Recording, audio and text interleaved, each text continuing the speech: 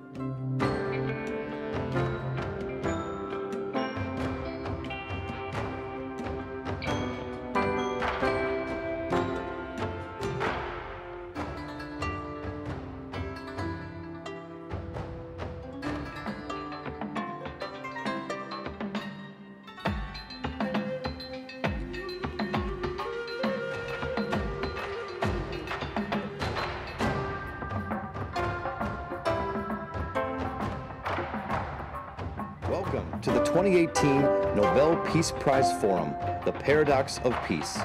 Please welcome to the stage Augsburg University President, Paul Pribenow.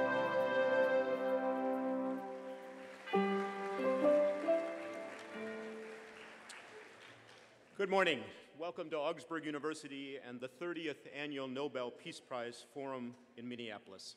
It is our great honor and privilege to celebrate, to learn from, and to engage with those recognized by the Norwegian Nobel Committee for their work in promoting peace and justice around the globe. Each year, this forum gathers laureates, along with a host of other world leaders, innovative thinkers, and change agents, to engage in the ongoing work of peacemaking. This work is near and dear to Augsburg and its partners as institutions committed to the work of realizing more fully the vision of a more just and peaceful world. This year's theme, the paradox of peace, seems particularly timely for the times in which we live. Out of our Lutheran Christian faith tradition, which has shaped Augsburg and many of our partner institutions, the concept of paradox reminds us that, in fact, paradox can be a place that stops you from working, but it can also be a place of great creative tension, where, in fact, we are inspired and challenged to go on. What we will hear over the next couple of days is from many speakers, those who are working across the globe, in fact, to go on through the paradox of peace, to live into the tension, and to do the good work of just peacemaking. This morning, we celebrate and honor the work of the 2016 Peace Prize laureate, President Juan Manuel Santos, who played a pivotal role in the negotiations leading to the Havana Peace Accord that ended the 55-year civil war in Colombia. It is our great pleasure to have with us here today two representatives from Colombia, Representative Claudia Lopes and Father Leonel Naves, as well as the President of the U.S. Institute of Peace, Nancy Lindbergh, to help us understand the factors that led to this historic agreement, the challenges that lie ahead, and the role that Friends of Colombia can play in fully realizing the terms of the peace accord. Tomorrow, we will explore the daunting task of ridding the world of nuclear weapons and recognize the work of the International Campaign to Abolish Nuclear Weapons, ICAN, and their advocacy for the landmark Treaty for the Prohibition of Nuclear Weapons passed by the United Nations last year. As we begin this forum, we pause now to acknowledge that we reside here on land originally inhabited by the Dakota peoples. Please welcome now Shante Maza, Dakota language faculty member at the University of Minnesota, who will give a welcome and blessing for this year's forum.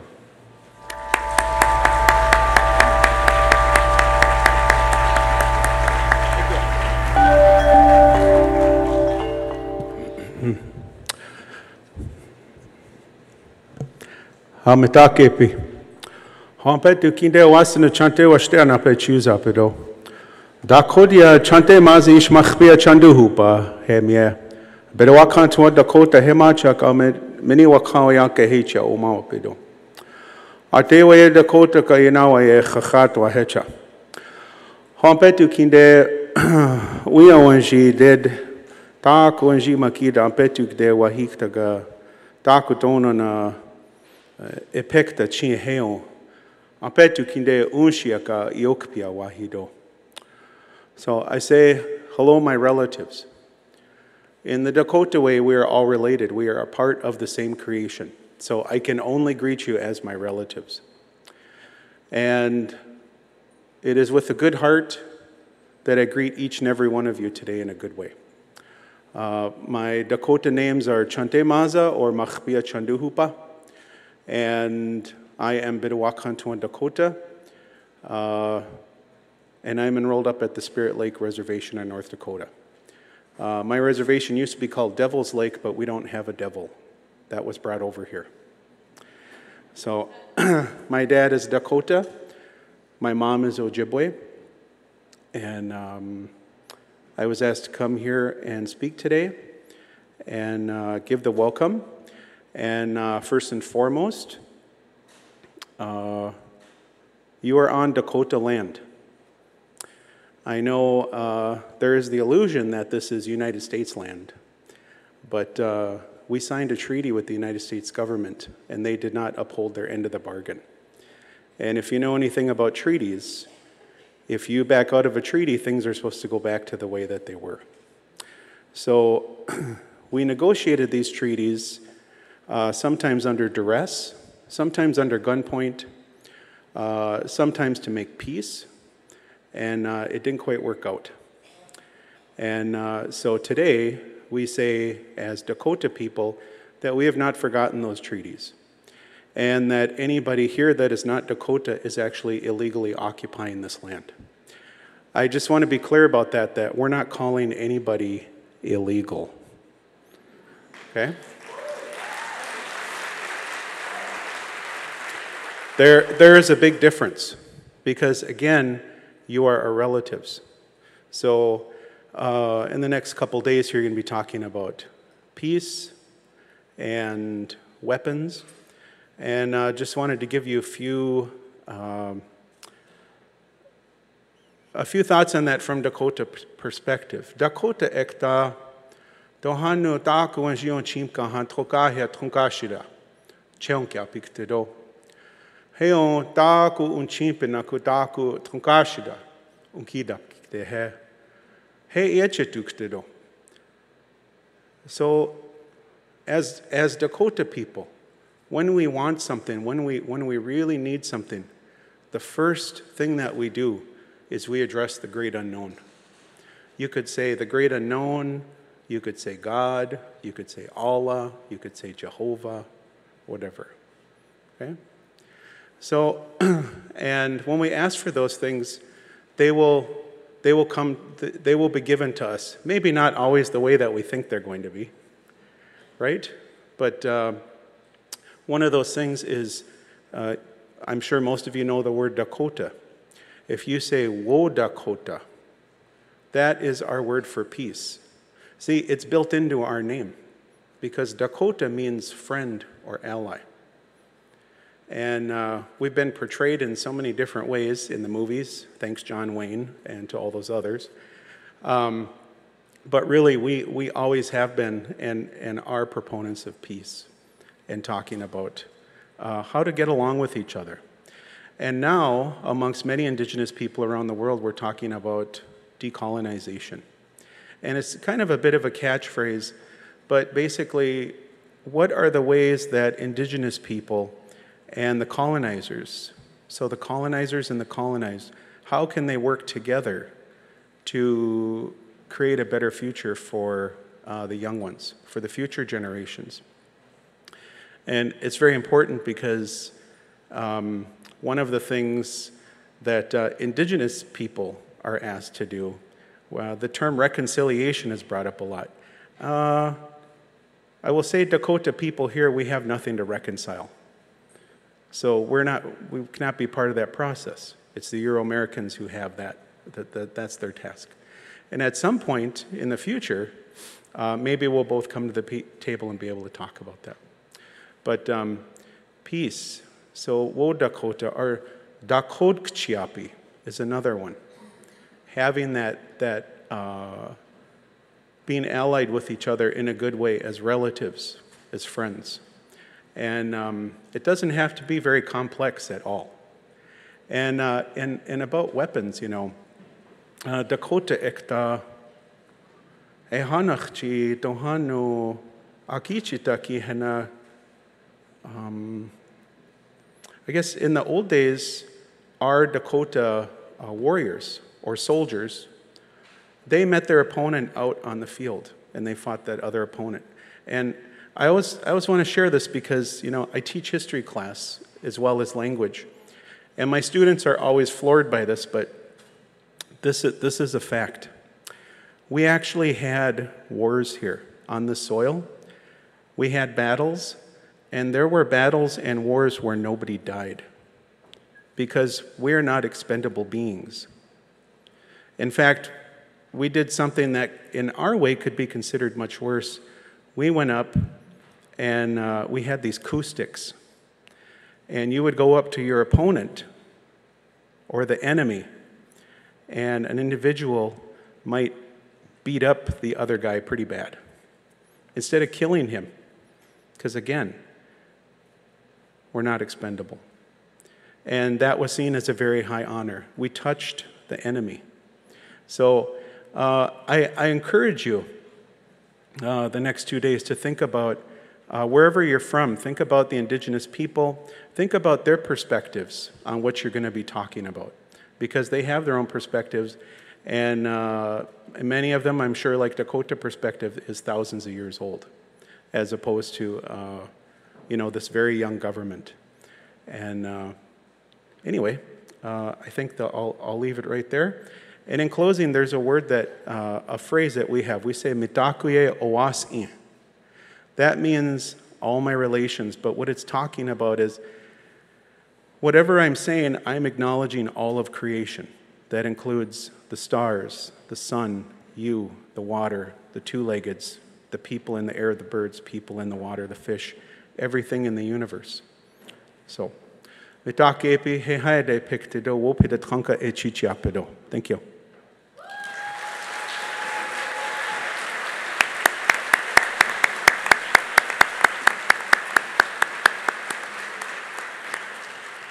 We thank Shante Maza for those important words.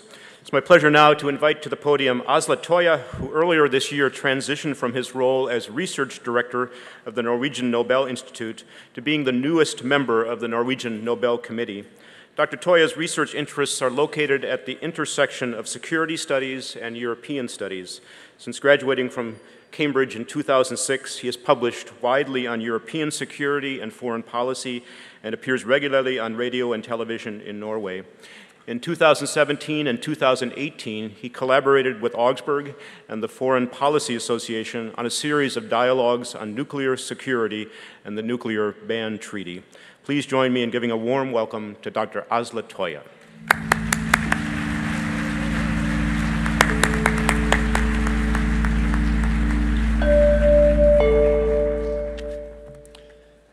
So, ladies and gentlemen, first of all, I would like to welcome you all here to the Nobel Peace Prize Forum and bring the best greetings from the Nobel Committee in Oslo. We had a meeting last week, and I told them all about the exciting program we were going to have here in Minneapolis, and they were all sorry that they couldn't be here. So, you have to settle with me. I'm really happy to see that there are so many young people here in the audience. Peace is a matter for the future generations. Don't forget, the young people in the audience, that the world here is yours. And I can only ask you to be industrious, to be brave, and above all, be kind. Since 1901, 131 laureates have received the Nobel Peace Prize, which is known as the most prestigious award in the world. And I believe it has reached this pinnacle due to the people who have received the prize. We're talking about people like Woodrow Wilson, Fridtjof Nansen, Dag Hammarskjöld, Desmond Tutu, Malala Yousafzai. All of these laureates have inspired and are inspiring. And some have been instrumental in bringing about peace. We are here today to listen to one such laureate, a laureate that is very close to my own heart. In my previous role as research director at the Nobel Institute, I worked closely with the committee in bringing about the research that led to the award of this Peace Prize. Juan Manuel Santos. When awarding the Nobel Peace Prize in 2016 to Juan Manuel Santos, President of Colombia, the Nobel Committee pointed out his resolute efforts to bring to an end a more than 50-year-old civil war. Over those years that the civil war went on, more than 220,000 people lost their lives. And the anguish caused in local communities is frankly beyond count or reckoning. Due to his ongoing engagement with the complex peace process in Colombia, President Santos could not be with us here this week. To provide some background on his work and accomplishments, and to hear him in his own words, we will start this morning's program with a short film interview with President Santos, produced by the Nobel Peace Center in Oslo. Our conversation and the keynote speakers, moderated by Marco Verman of the PRI's The World, will follow immediately after the film. Thank you so much.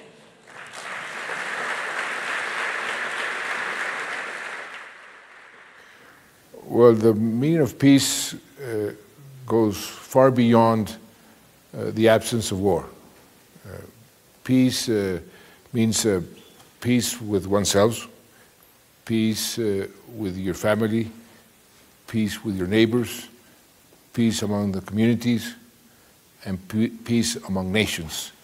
And the common denominator is equality, tolerance, opportunities for all. We have been living so long in war, in armed conflict, that people, in a way, got accustomed to that. We have lived 3 generations in war, and we are not feeling the sufferings of other people, which is how I define compassion. We have lost our compassion. We need to recuperate the compassion in order to be a normal country.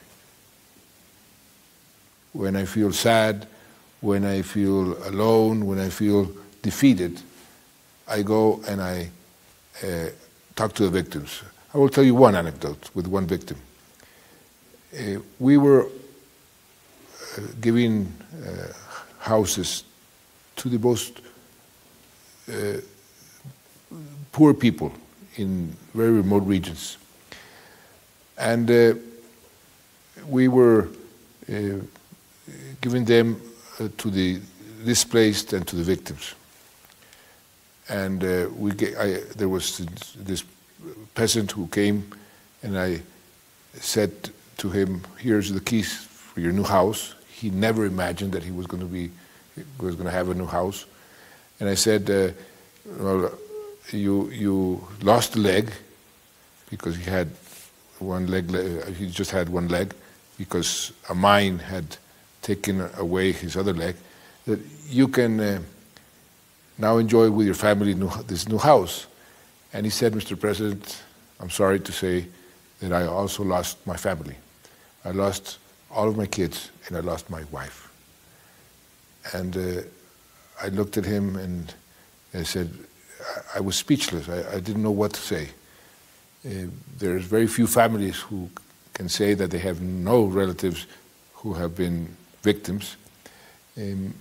But the suffering that I have endured is also with people that I have had to send, for example, to war. When I was Minister of Defense or as President, to send my soldiers and then bring them back in a coffin, and I have to tell his wife or his kids, "I'm sorry, your son died or your father died because of this war."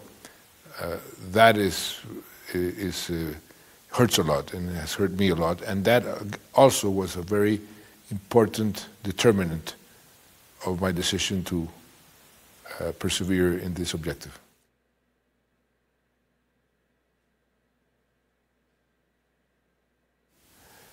Nobody thought that what we're doing now in Colombia was possible.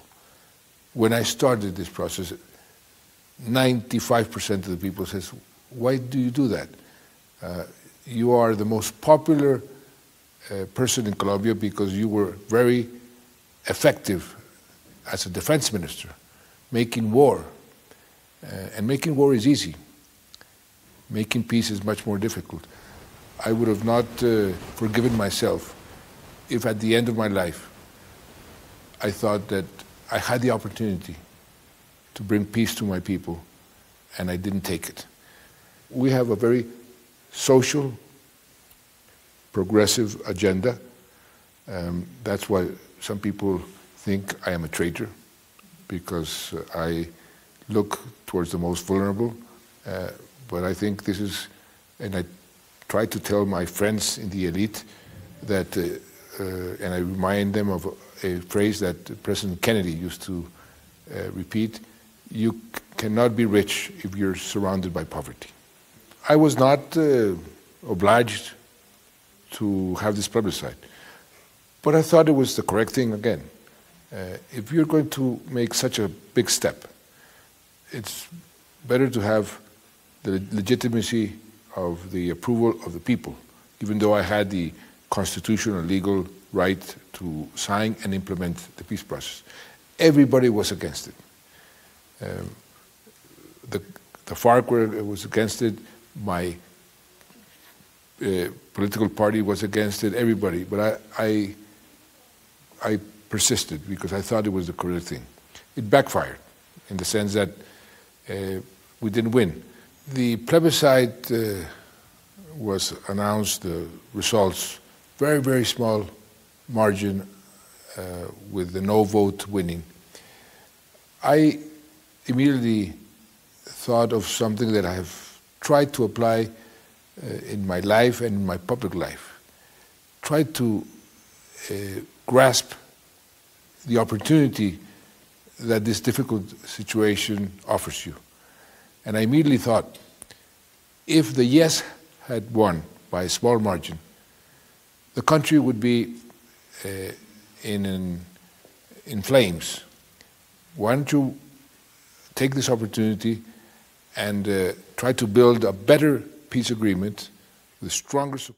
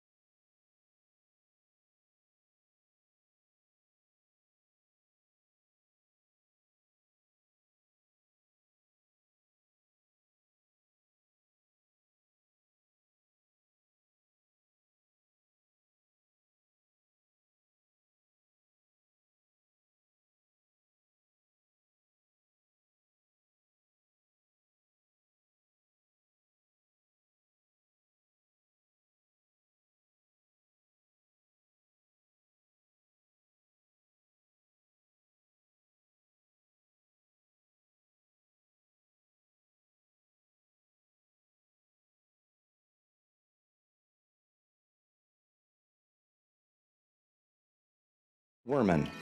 And this morning's panelists, Claudia Lopes, Lionel Narvaez, and Nancy Lindborg.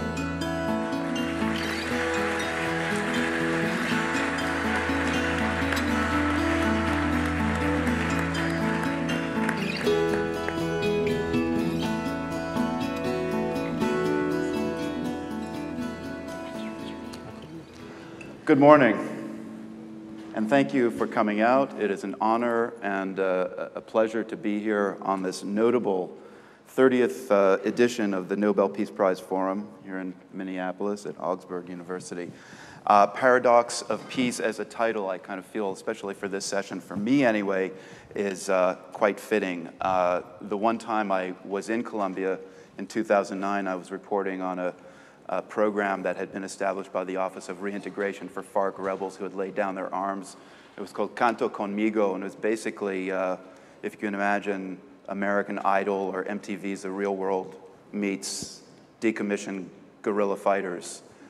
Basically, they were lured out of the jungle with the promises of getting them reintegrated into society by music lessons and performing as an ensemble. It was a pretty remarkable program, and I just have this scene in my head in the shopping mall in Bogota where they were being introduced to the public, and they sang the song that they composed. These are former rebels who wrote the song. We're getting out of the trenches, they sang. We will fight for Colombia, our beloved land. So from fighting in the jungle and violence to standing on a stage at a shopping mall and singing these songs, to me was very paradoxical, but it also suggests to me the passion and the determination of former fighters to move on. So I want to just quickly give a thumbnail sketch line on our guests today, and then I'm going to ask them to kind of add to that and introduce themselves. Claudia Lopes, a senator from Colombia with the Green Party. To her left, Leonel Narvaez, whose work has focused on reconciliation and forgiveness in Colombia. His interpreter, in case we run into any linguistic problems, which I don't think we will. And on the far left, my far left, Nancy Lindborg, who's been in public service for a couple of decades, but most recently is the president of the United States Institute of Peace, which is an independent body founded by Congress to provide practical solutions for preventing and resolving violent conflict around the world.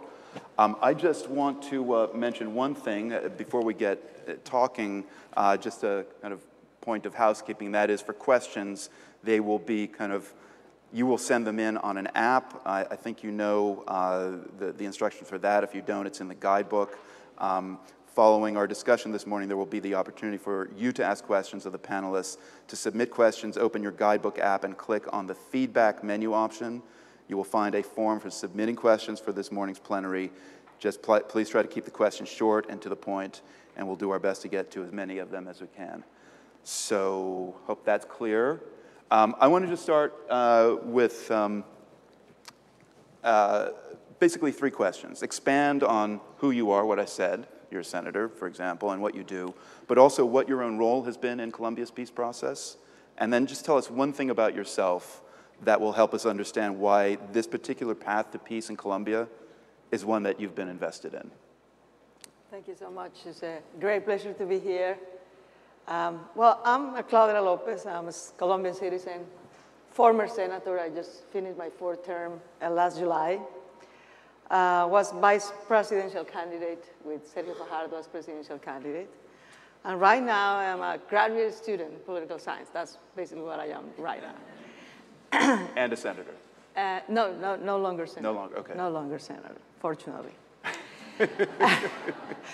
Well, I've been, fighting for peace and trying to build peace in Colombia since the last 30 years, since I'm a child, basically. And I think this is the way to go, definitely. We are the only country in the entire American continent which still have a civil war in the 21st century. Probably we're going to discuss why, but that's our biggest challenge, is to end that civil war and to be able to exclude the use of violence in politics or in social life in general. During the last 60 years, we have 10 different illegal groups fighting each other against the state and each other. 8 million victims, roughly 300,000 civilians killed. So it absolutely justifies why to fight for peace and why to build peace in Colombia. I was just looking this morning, the last public opinion survey shows that 70% of Colombians think that our military force is able to defeat the guerrilla groups or the illegal groups we have. Though almost 60% of them, of the public opinion in Colombia, supports dialogue and negotiations to deal with them. We still have different illegal groups. The ELN is the last guerrilla group we're still dealing with. We have different drug trafficking groups, unfortunately, cartels of different kinds. And of course, you know, just the public security issues that any other country will have in addition, or on top of that.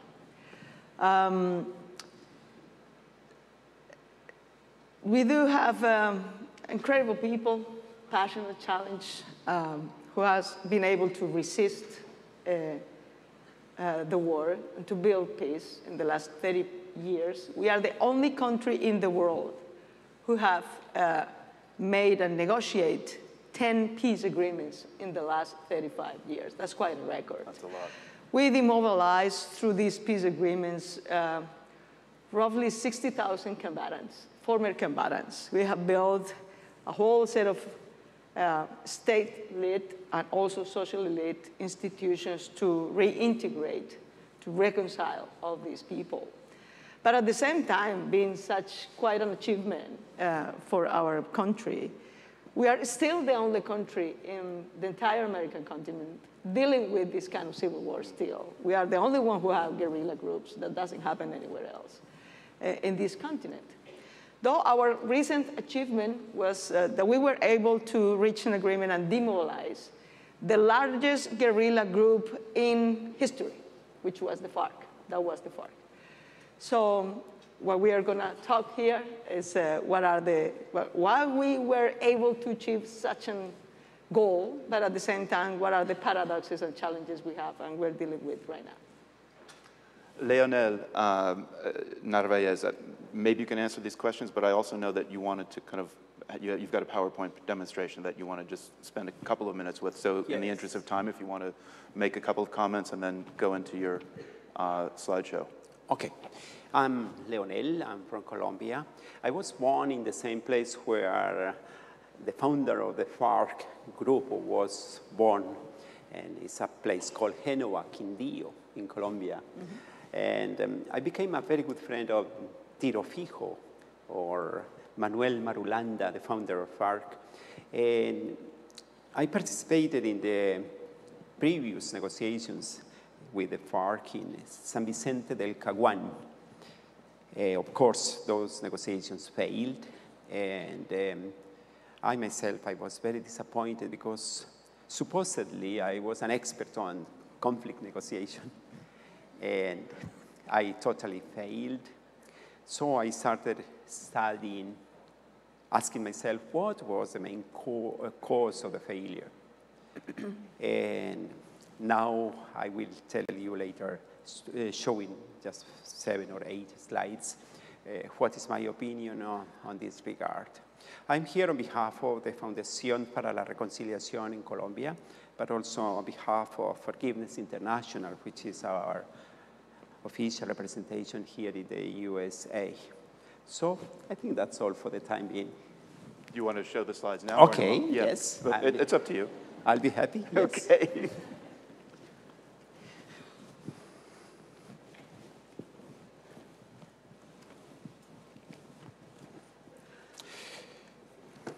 So there is a big paradox.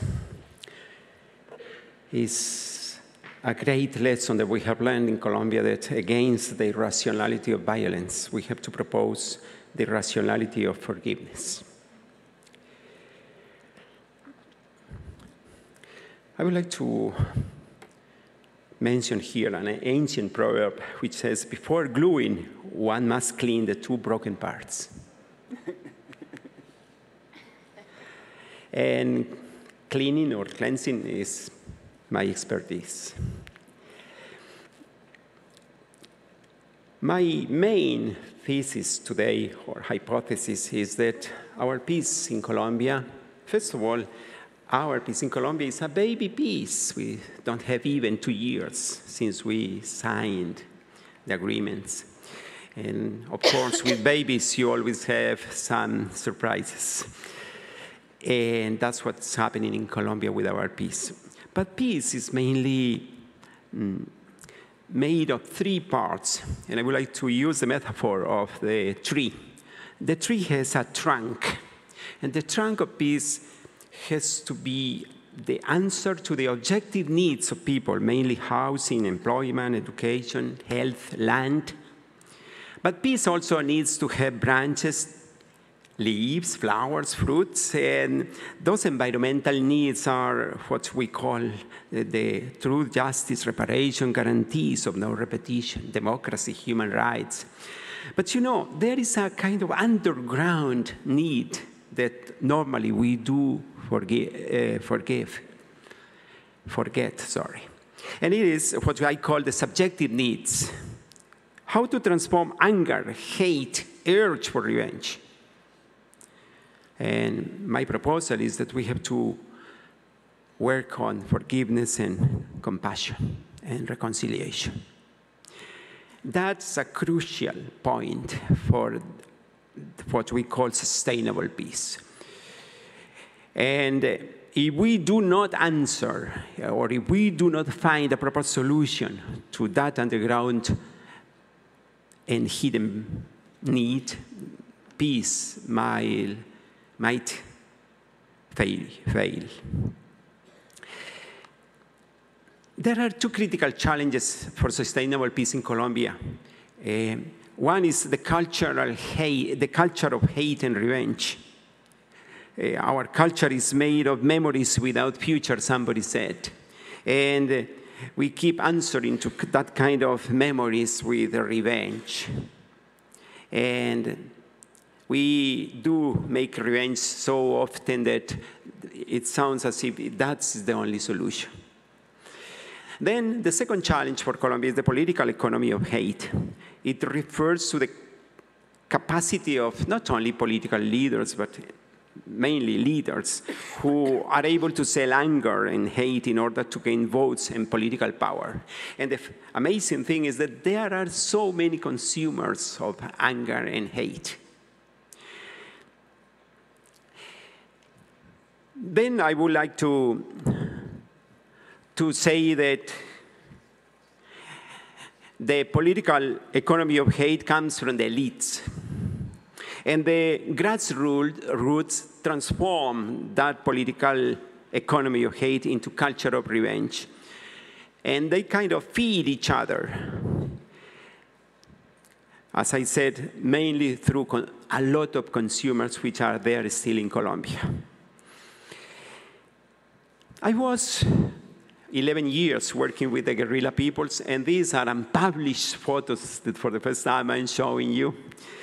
If you notice, the guy at the end of the row is the founder of the guerrilla people. It's called Manuel Marulanda, alias Tiro Fijo. Then his followers, some of the campaments or the places where they normally stayed, which was the area where I was living for these 11 years. Very young people working with them. This was just a 12-year-old girl. They had a lot of entertainment and some music which normally portrays messages of revolution and hate also, sometimes love. This was a 13-year-old girl, Nancy. All these three girls and the man in the middle, they are already dead. They used to play together. They used to have rituals, rites or symbols for promoting their cause. And this at a certain moment were the two big bosses of the Farc people. Both of them are also dead. So my main motivation is that anger and hate, which comes from above, goes to the roots, the grassroots, and This is what we have in Colombia. The main motivator of violence and homicides is mainly revenge and fights or disputes. The main problem in Colombia is not that we have guerrillas or that we have drug traffickers. The main problem is our culture of hate and revenge, and these are official data. So what I'm saying, and I'm finishing, that I'm saying that against this kind of political economy of hate and the culture of revenge, we have to propose the culture of forgiveness and reconciliation. I would like to state, as Mandela or Desmond Tutu used to say, no future without forgiveness. Thank you very much.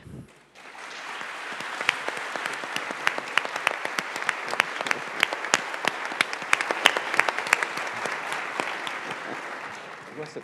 And finally, Nancy Lindborg, expand a little bit more on what you do and what it was like observing the peace process from Washington and the kind of support that Washington was giving.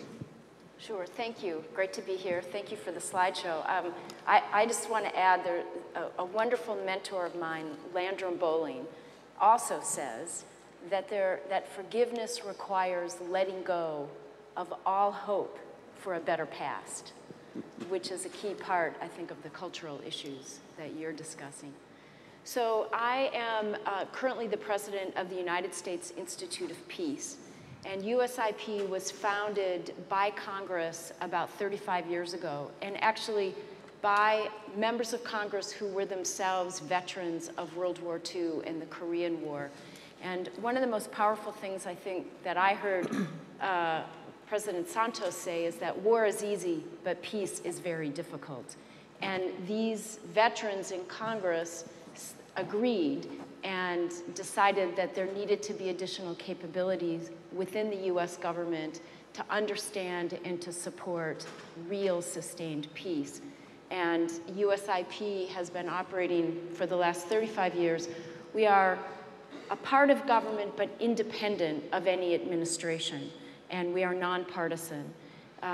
USIP for the past 25 years has been very involved with supporting peace processes and truth and reconciliation efforts around the world, both in terms of researching what works, what doesn't work, helping to provide training, tool development for countries that are undergoing peace processes or attempting to end violent conflict.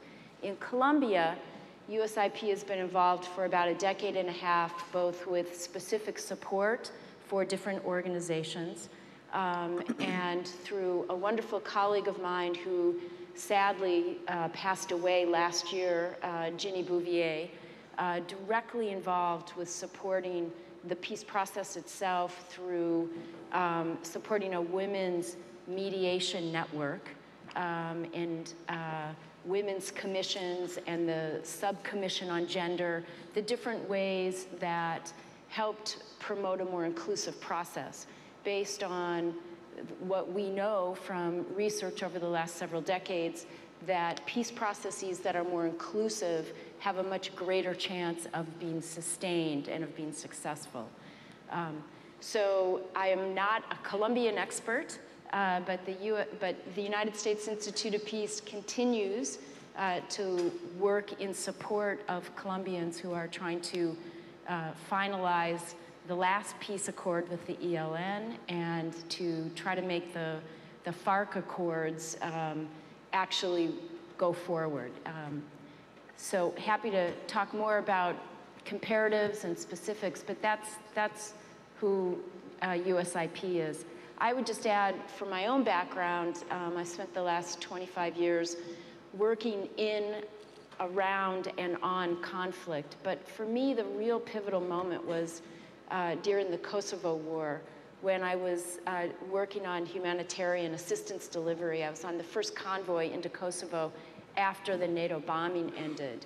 And as we entered Pristina, the capital of Kosovo, people were emerging from their homes for the first time in 3 months, and many of whom had not had access to food or healthcare or water. And we were coming in with convoys of food. But what they really wanted was not so much the food, but they wanted to tell their stories. Many of them had pictures that they wanted to share. They wanted people to know what had happened.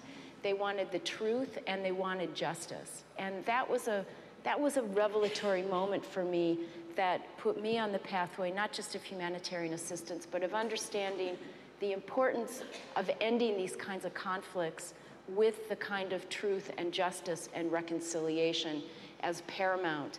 And we underinvest in enabling those processes to really be successful. We'll get back to the issue of women, because I think it's an important one, especially as regards this peace process. But in order to kind of understand the peace process, I just want to bite off a little bit of history, because I think to understand why there had to be a peace process, I just want to go back and look at what happened before, what preceded it, and why this peace process is so extraordinary. So, Claudia, can you just briefly take us from the creation of these rebel groups in the mid-60s, the ELN, the EPL, in 64, the Farc in 66, the M19 in the early 70s. Why was all this happening, all these left-wing groups? What created that? Well, that's quite a question, but let me put it in this context. From the 19th and 20th century, Colombia has had three critical moments, like critical junctures of civil wars and partial peace agreements. At the end of the 19th century, we have, through the 19th century, an accumulation of civil wars.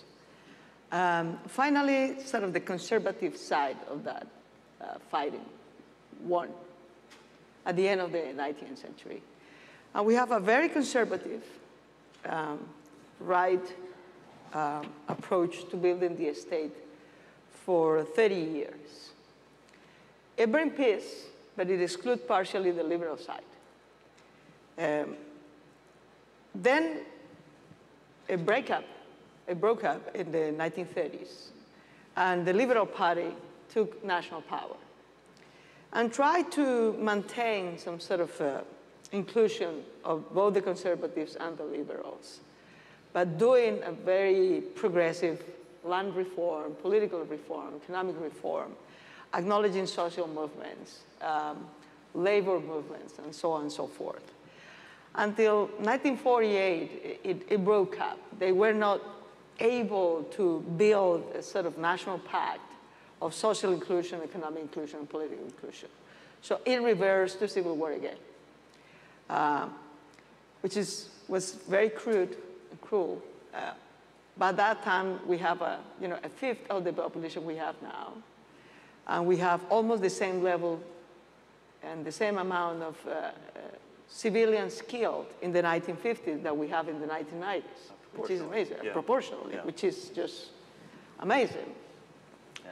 So to end that sort of civil war between liberals and conservatives, they finally reached an agreement in 1957, the National Front, which was to say, okay, we're going to share power for 16 years, right? 50-50. We're going to share 4 years of power, national power of conservatives, then 4 years of liberals, and so on and so forth. But to be able to reach such an agreement, they exclude everybody else. Like other political affiliations and ideologies can exist. Formally, they were party, but they have no representation whatsoever. And no option to win through elections political representation. So it was by excluding others. Those excluded ended up forming guerrilla groups, mainly liberal to left, ideologically based guerrilla groups. Some of them more liberal, some of them more left, some of them more communist, more Marxist, but through variation. So it's the result of the political exclusion and social exclusion. Right. Throughout the 20th and 21st century, Colombia has been one of the most unequal societies in the world, and it's just the second or third in the region. And so, in the 70s, with the emergence of right-wing paramilitaries, there's also that going on in the exactly. drug now the thing. new ingredient, the third critical juncture, is the 90s, I will say, 80s and 90s, because there are new actors, basically drug traffickers and right-wing paramilitary groups, promoted by the state, military members, politicians, entrepreneurs, who use them, first of all, to defend themselves from the guerrilla groups.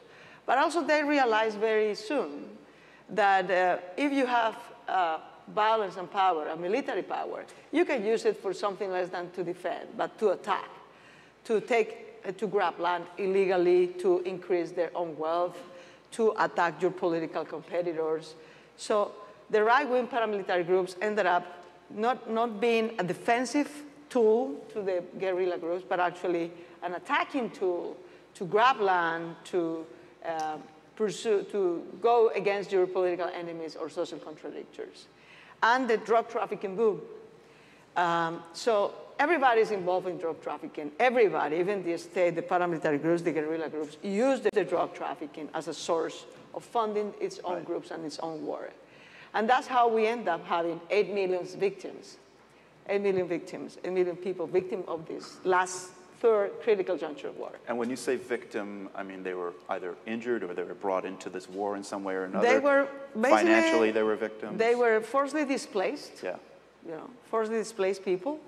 More than 6 million people forcibly displaced. It was the from largest the rural areas. It was internally the displaced problem in exactly. the world, I think. Then massacres.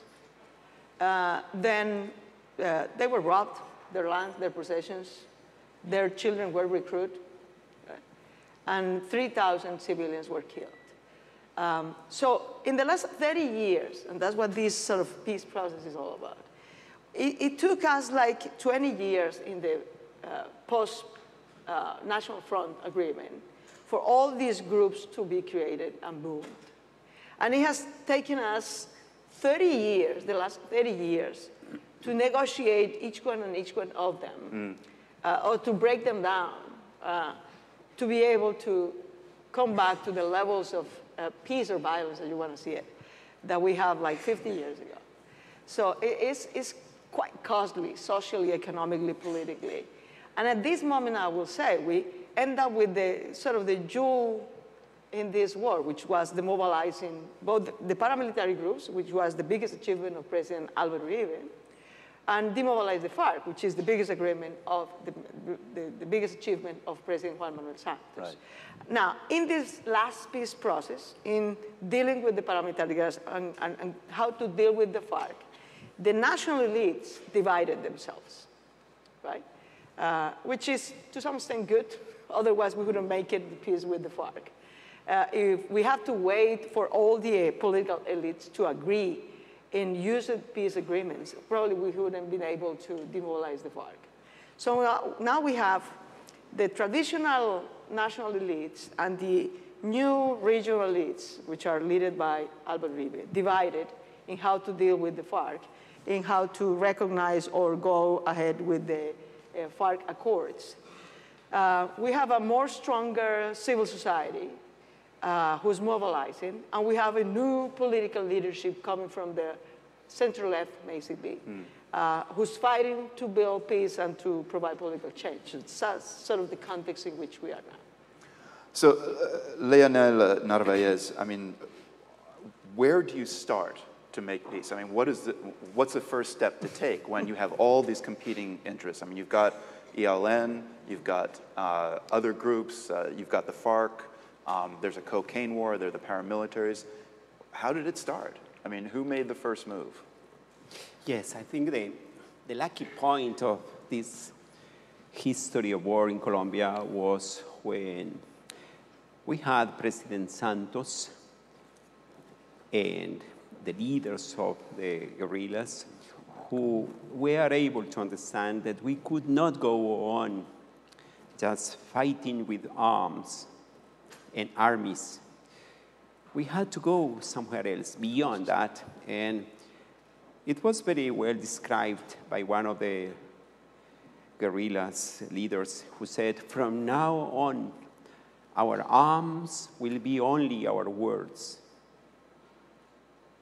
And we are going to change the logics of the arms for the logic of our words. And therefore, they started these 4.5 years of negotiations. And as I said, we are still a baby peace. And out of the nearly 570 commitments on both sides, especially in particular from the government, we have only reached the 18–20% of achievement in applying the commitments that the government and the guerrilla have decided together. My main feeling here is that, and my thesis is that, unfortunately, there is still a lot of hate, not only in Colombia, I think also here.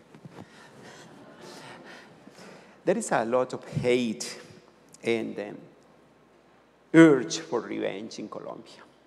Imagine that in the last 20 months of this negotiation, we have had nearly 450 social leaders killed. And you know, there has been an amazing way of killing them is through paid killers. We call them sicarios, paid killers, which are people, humble people, poor people who get some money to go and kill, but sent by somebody somewhere. That's what I say, this hate and urge for revenge, which comes from the elites, whether political, whether economical, whatever. And this is our real problem at this moment. We are really, all of us, we are really touched by how our social leaders are now being killed. And therefore, what I keep saying is that unless we try to transform or to overcome our urge for revenge, we will not be able to have sustainable peace. And this, I think, together with economic and social solutions and also juridical solutions, we need to find a way to transform the culture of revenge for a culture of reconciliation.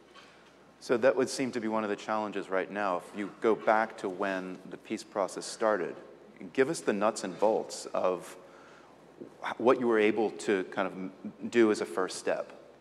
Because there were so many starts and stops to peace talks with any number of guerrilla groups throughout the 70s and 80s, and they all fell apart. This one didn't. So why was this different? Claudia, any thoughts on that? This peace agreement? Yeah. I mean, I would say that, you know, peace efforts starts from the civil society and the people who say, I'm not willing to allow anybody else to continue killing me impunitively. Right? So people organize and pressure socially and politically. Say, hey, yeah, somebody has to protect me. If there is anything in this country that deserves the word state or government, they have to protect me. And so people organize and resist and move and press through elections and different processes. That's why peace starts. I mean, peace is not a concession of the government or the elites or of President Santos just simply saying, I'm going to make peace. That's a product, that's a byproduct of the social and political pressure of people from below. So that's one thing. And in the level of victimization that we have in the last 30 years, if you think that, 8 million people, you know, people who survive will pressure for that sort of dialogue. Do something, whatever you want to. That's one part of the thing. The other part of the thing that I think has provided the opportunity for dialogue and peace in a more sustainable way is that finally the traditional elites split to some that said, look, there are some part of the elites whose favorite tool has been to inflate hatred and fear and to create paramilitary groups. That was one way to rule. And there is other part of the, you know, of the elites who said, we need to build a legitimate state. That's gonna be the tool. It's not through paramilitary groups. It's through a respectable, legitimate armed force that we're gonna deal with. And was that always in the background, that theme that, you know, coming out of this, we are going to end up with a functional state? Yeah, but that's a very different view. And that's ultimately, it's not how to deal with the FARC only.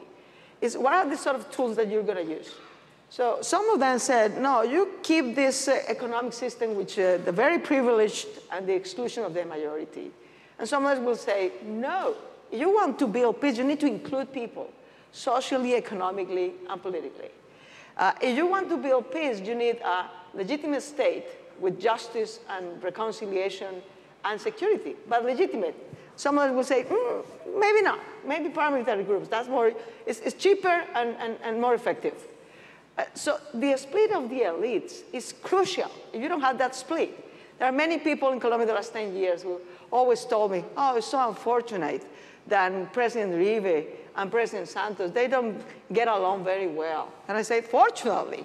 Otherwise, if we don't split the elites, and somebody is leading the option of peace and dialogue and formalizing the state and building a democratic state and sort of a democratization process, then we will always have just the elites who want just to use force and violence and exclusion. So better they divided than united in this side. And the third thing I think is, and excuse me, I'm a political scientist, so I think we need institutions. We have very strong social institutions.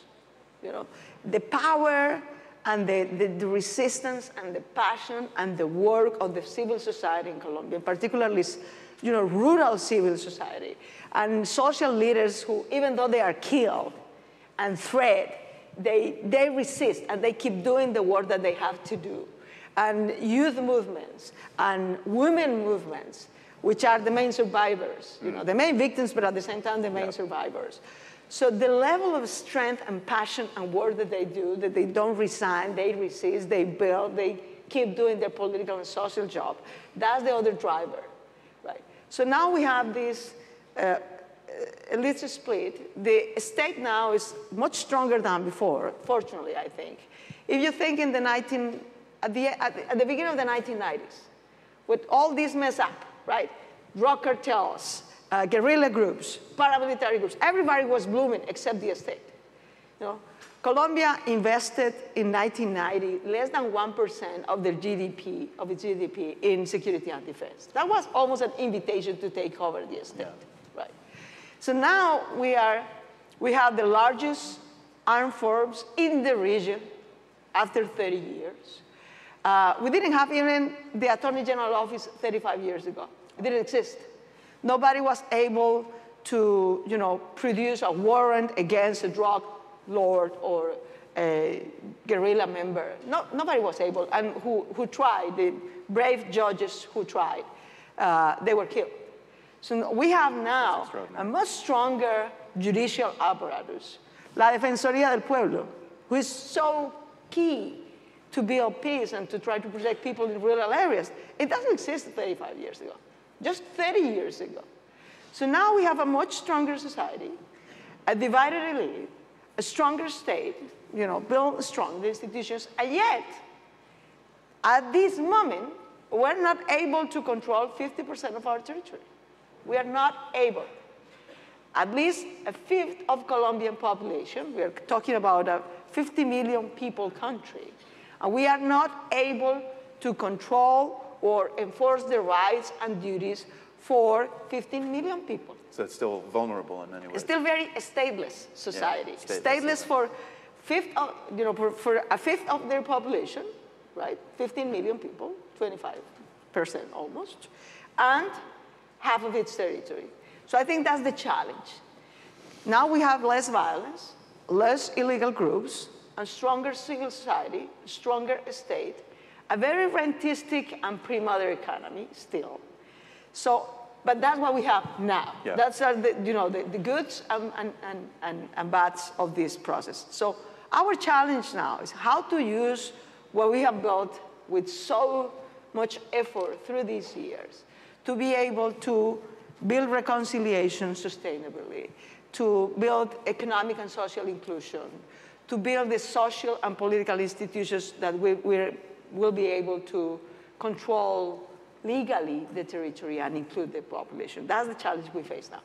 I mean, the fact that the pressure for this came from the people, as you say, pushing up. Absolutely. Also makes me wonder why the plebiscite failed, but let's put a pin in that, we'll come back to it. Hatred is worse than hope sometimes, Yeah. so that's why.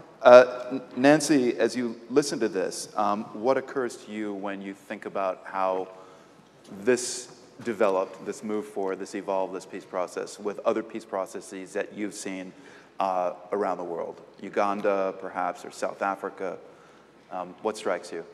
Well, you know, as Claudia said, this was the fourth truth and justice mechanism that Colombia had put forward as Colombia tried to end 50 years of conflict. So it was extremely complex. But because of the extraordinary engagement of women, of victims of the conflict, of a lot of youth, parts of society that were motivated and activated, the resulting peace agreement with the FARC and the government is truly one of the most comprehensive and inclusive peace accords internationally. It has since run into many obstacles in the implementation, which is sadly often the case. So I wouldn't say that it currently serves as a model, but the elements of it in terms of how it balances truth with justice is, has the potential to be a model for international truth and reconciliation mechanisms. You know, if you look at South Africa, it was all truth and no justice. If you look at Rwanda, it was all victor's justice. What was very interesting about the FARC peace accord is that it was really one of the only times that you've had both the government forces and the FARC forces equally responsible for going in front of the justice mechanisms, telling the truth and facing sentences. Most other accords do not have that. You know, Nepal, Ivory Coast, Uganda, it's only the insurgent or the rebel forces that are put in front of those systems. Secondly, what difference did that make, do you think? The difference is that it is not seen as the FARC were, and this actually gets at one of the sticking points with some of the elites in Colombia that Claudia mentioned. The FARC were not seen as a defeated rebel force. It was seen as more the two sides coming together and negotiating a peace that would enable both to go forward. And so a corollary aspect was the ability of the FARC to participate in the political life of Colombia, even as they went through the justice mechanisms. That is now being contested under the new president. These are, you know, so one of the issues is some of the really important aspects of the agreement with the new presidency are being contested, and that will be important, not to reopen the agreement and invalidate some of these important agreements, especially as you look at trying to finalize the final peace agreement with the ELN, because those forces are watching very carefully what has happened to the FARC agreement. But a couple other key points is that the FARC agreement was very holistic in the way that it brought together the Memory Commission, the justice approach, you know, the various elements that seek both truth and justice and helping victims put their stories out there and then have reparations. And it wasn't easy, but it was one of the more inclusive processes where the negotiations were held in confidential negotiation sessions, but with a great deal of effort, women and victims groups and youth groups were able to be a part of the process that went forward in Havana, in probably one of the more inclusive processes that we've seen internationally. And we know that that makes a difference. Well, let's talk about that, because you brought it up. That's the result of what I was saying. I mean, Yeah. That's the result of the strength of civil society, even amidst war. you know. They were able to include themselves. It's not that they were invited, you know, at the first time table. You know, there was the FARC and the government. And then the civil society say, hey, you know, I don't know if you realize I'm the most important actor here. You know, if you don't invite me, I will pressure you to include me. And they were able to do so. That's right. No resistance? I mean, yes. a little bit resistance, of course. They were not invited the first time, in the first place, but they were able to do it. Yeah. I would like to mention a special group which was very influential, first of all, in making the negotiations, having a turnover. And it was the presence of the victims. I would say both women and victims. And since the moment the victims were brought into the negotiation table, all the process kind of changed for the better. And the victims really made a total difference in the negotiation. And I would like to say that at this specific juncture, those who are really promoting forgiveness and reconciliation are the victims, and particularly those areas and those places which suffered the most of the violence. I was last week, I was in Bojayá, Chocó, having a course on forgiveness and reconciliation. And you know, you get impressed about how much victims, those who have suffered so much, are able to understand that forgiveness is not for the victimizer, it's something good for you yourself. As Nancy was saying, you know, sometimes victims do not want, of course, they need food and land and health and education, but they need to tell their stories.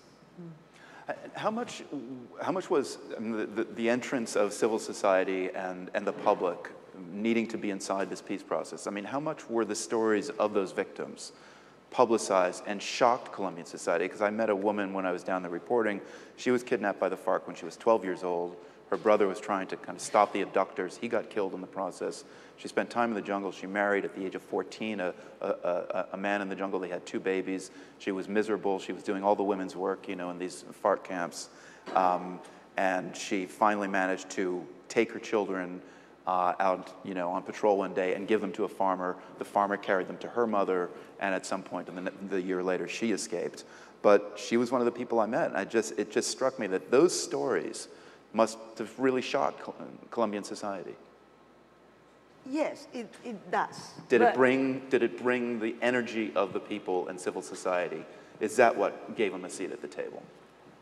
That's part of it, undoubtedly. That's part of it. And of course, you are, you know, in a country of such as Colombia, you are plenty. I mean, you have millions of such stories of the victims of military forces, victims of paramilitary groups, victims of drug traffickers, of guerrillas. I mean, you're plenty. You hear this all the time. Yeah. So to some extent, it shocks, and it creates empathy and solidarity. But to some extent, it also becomes like, that's life. Yeah. That's sort of normalized. White noise. It causes both things at the same time. But what I will say, and you know, regarding your point about the plebiscite, you know, because you can say, well, Colombia is this country in which you ask, after 60 years of war, if you want to end it, and the majority says no. So we deserve the credit for crazy ones in the world, of course. But at the same time, you're not the only it's not that easy. It's not that people, first of all, 63% of the people didn't even care to vote. Yeah. Like, that's not my issue. You know? Yeah, I mean, if you ask me, you want to end the war? Yes, of course, I want to end the war. You know, somebody has to end it. It doesn't have to be with my current life, my needs, my challenges and stuff. And about the third that actually voted, it was quite a split. You know, the difference were 40,000 votes among 30 million votes. But it shows how not important for most of the country it is. You know, the war is something that is happening in the rural areas for very poor people, ethnic people you don't recognize, you don't have friends with, you don't have ties with. It's something far away. It's like looking at war in Uganda. It's very much the same. I mean, having war in Caquetá or in Putumayo or in Nariño, which are regions in Colombia, is like from Bogota point of view or Medellin point of view or Cali point of view. It's like looking at a war in Uganda. It's almost the same thing. So it's not, there are not actually ties to that. And you have to understand that because it's so easy to judge, to say, oh, what kind of people is this one? They don't care. They don't have empathy. They don't have solidarity. What kind of monsters they are? No, they are common people, nice, good people, decent people, trying to work, who's only saying, take care of my needs. You may build peace, you may end war, you can reconcile people, you can include the poor, you can take the cares of the peasants and the indigenous people and women, and that's great, but take care of my needs too. I am an urban, middle-class Colombian. I don't have these ethnic issues in general. What I want is employment, fight corruption, give me good education, and so on and so forth. So I think that was the wake-up call. You have 3 different countries within one.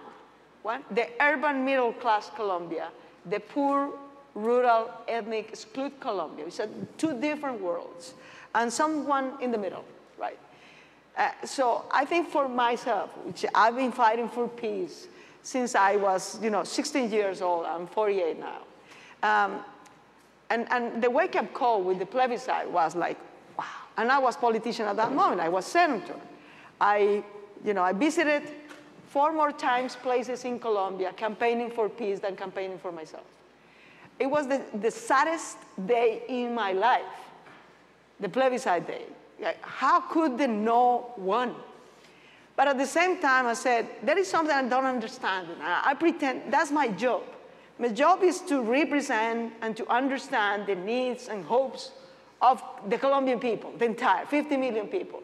And clearly, I'm not understanding the challenges and hopes of at least half of them.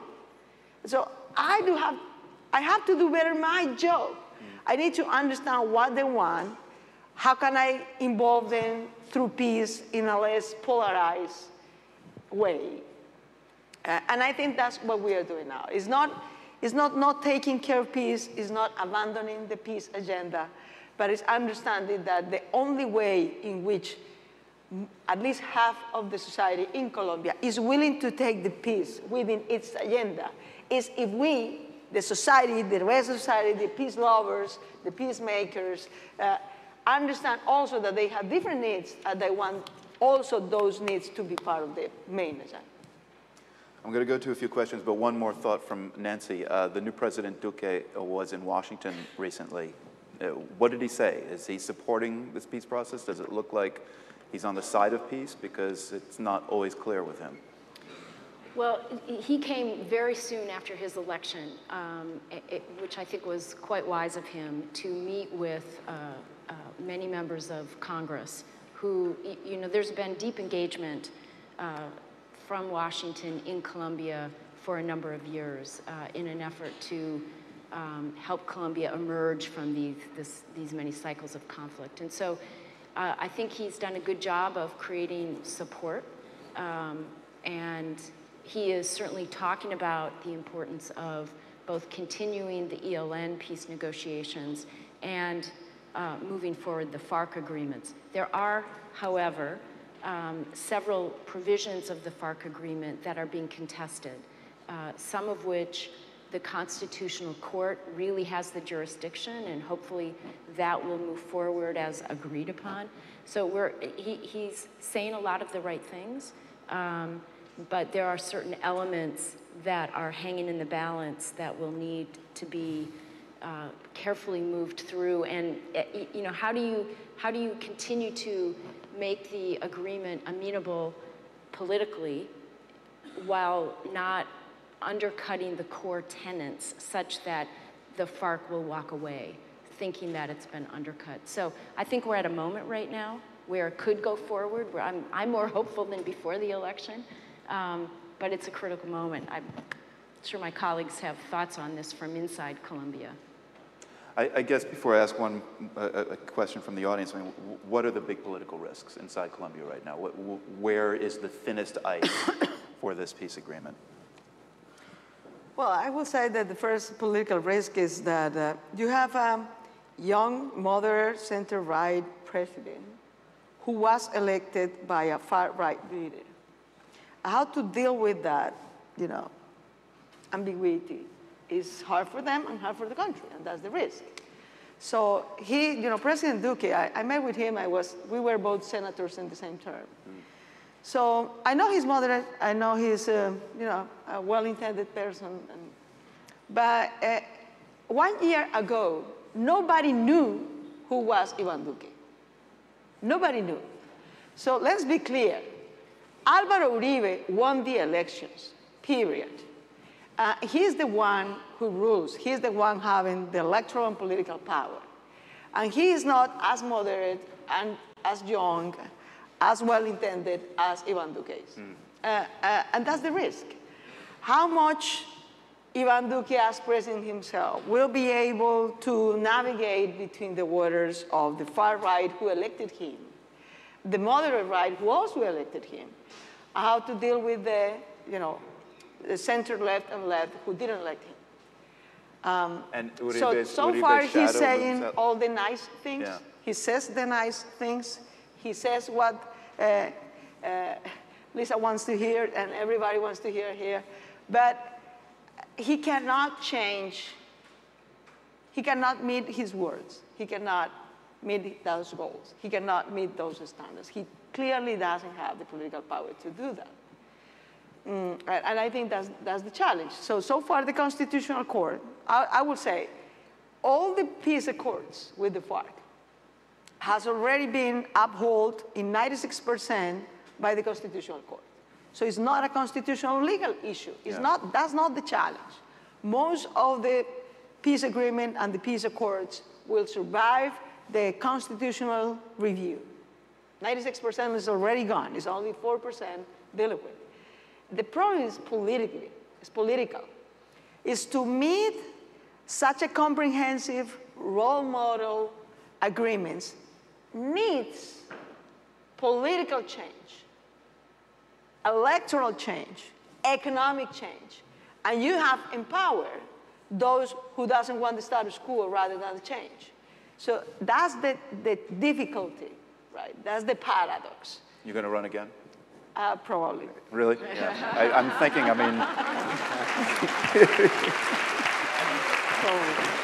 need to ensure that stays on the right track. I think in Augsburg people will vote for me. That's good news. That's a good start. An odd absentee ballot. So I'm going to ask a couple of questions from the audience, and feel free to, anybody grab them. But I think maybe, Leonel, this first one for you. How do Colombian youth feel about the peace accords? Gosh, that's a good question, because I particularly feel that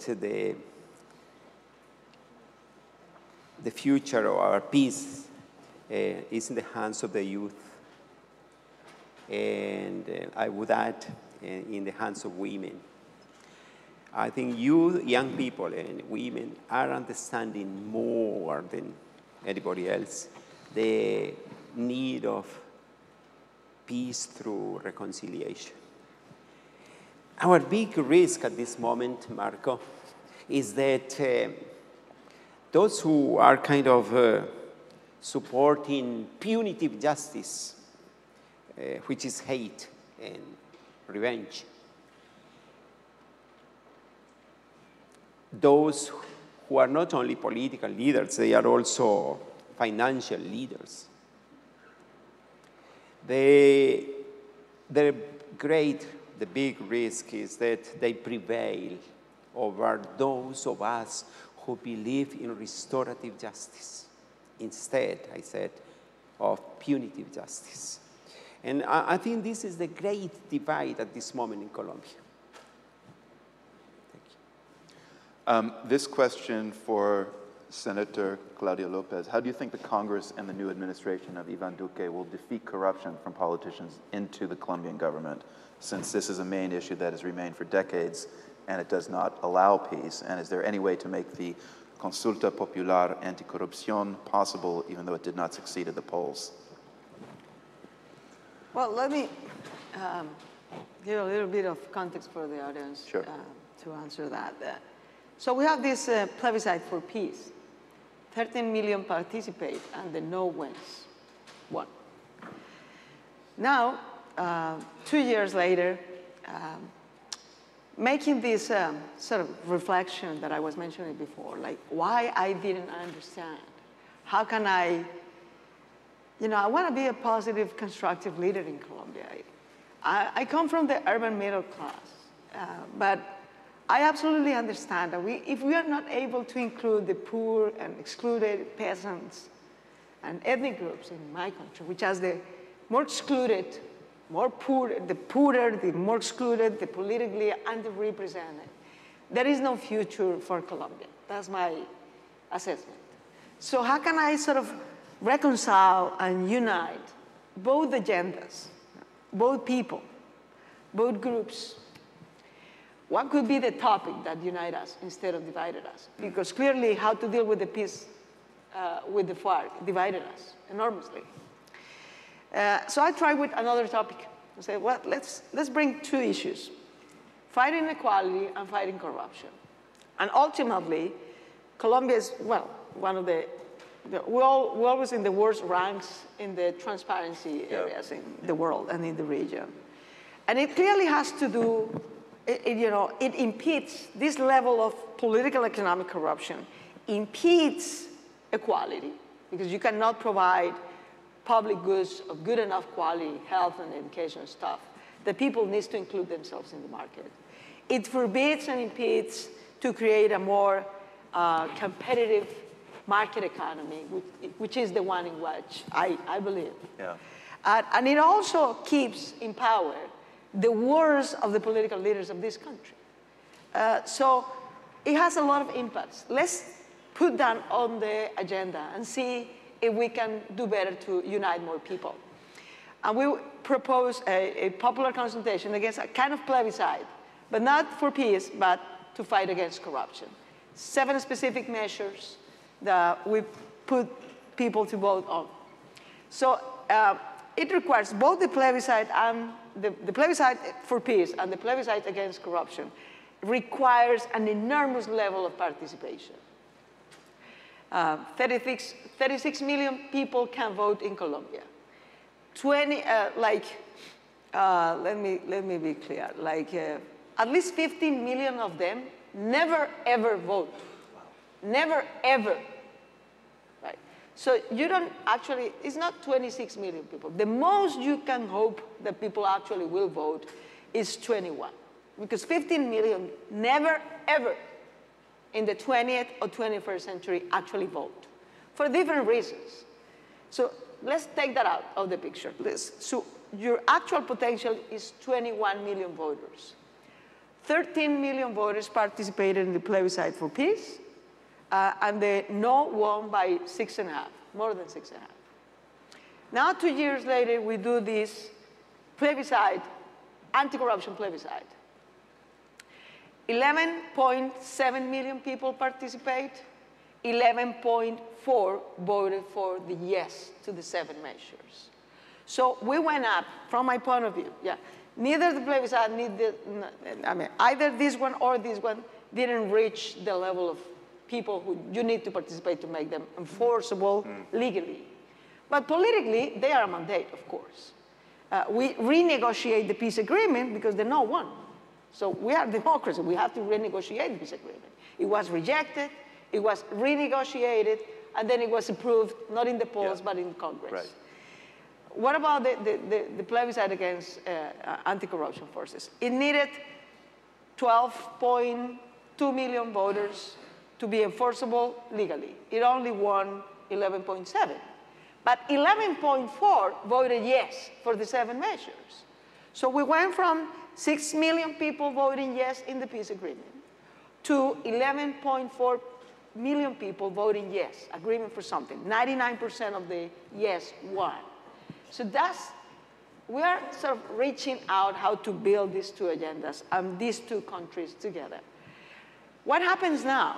I'm not hopeful. I mean, what happens is that everybody says, I want to this conclusion. I was the leader of this anti-corruption plebiscite. And I came to the conclusion that the very supporters, you know, people who sympathize with our cause and the cause, they thought that we were able to get maybe 7 or 8 million. That was their measure of success. People who's against us politically thought that maybe at the most we're gonna get like 4 million voters in the votes in the anti-corruption plebiscite. So they were all, you know, the supporters and the contestants, they were all surprised. Like 11.7 million people vote with the no involvement of any party, no support of any political leader. I mean, I've been just 4 years in politics. I'm not a, you know, a big politician in Colombia or whatever. You've been fighting for a long time. I'm fighting for the long term. Yeah. But, so no parties involved, no political leaders. Álvaro Uribe was against of it, right? Directly and personally. No gamonales or nobody was buying votes to convince people to vote, which is like third part of the Colombian votes are buying. And even though, against all expectations, almost 12 million people went to vote with the only motivation of their own conscience, period. That's quite a success. So what happens is, President Duque says, oops. That's 1.5 million people more than voted for him. I mean, 10 million people elected President Duque, 12 million people almost voted the anti-corruption measures. So he says, well, I have to take that agenda into account. He invited us to build a national pact agreement to pass in Congress the 7 measures that people voted for. We're negotiating the text in these 2 weeks. We're gonna put that before Congress next week, and it has to be approved in the next year. It has to be approved because, again, because we're gonna organize outside of Congress. Not that I have the hope that suddenly Congress is these pristine institutions who want transparency in Colombia. No, is that the majority in Congress is still very corrupt people, but they are elected, 16 million people elect the entire Congress, Yeah. So any party in Congress now, from the left, from the right, from the center, knows that the majority of their voters voted for the anti-corruption measures. So if they want to survive, they have to take care of it. They have to respond to these demands. And we're going to build an enormous civil society pressure over Congress and the government in the next year for that to happen. So I'm hopeful in that sense.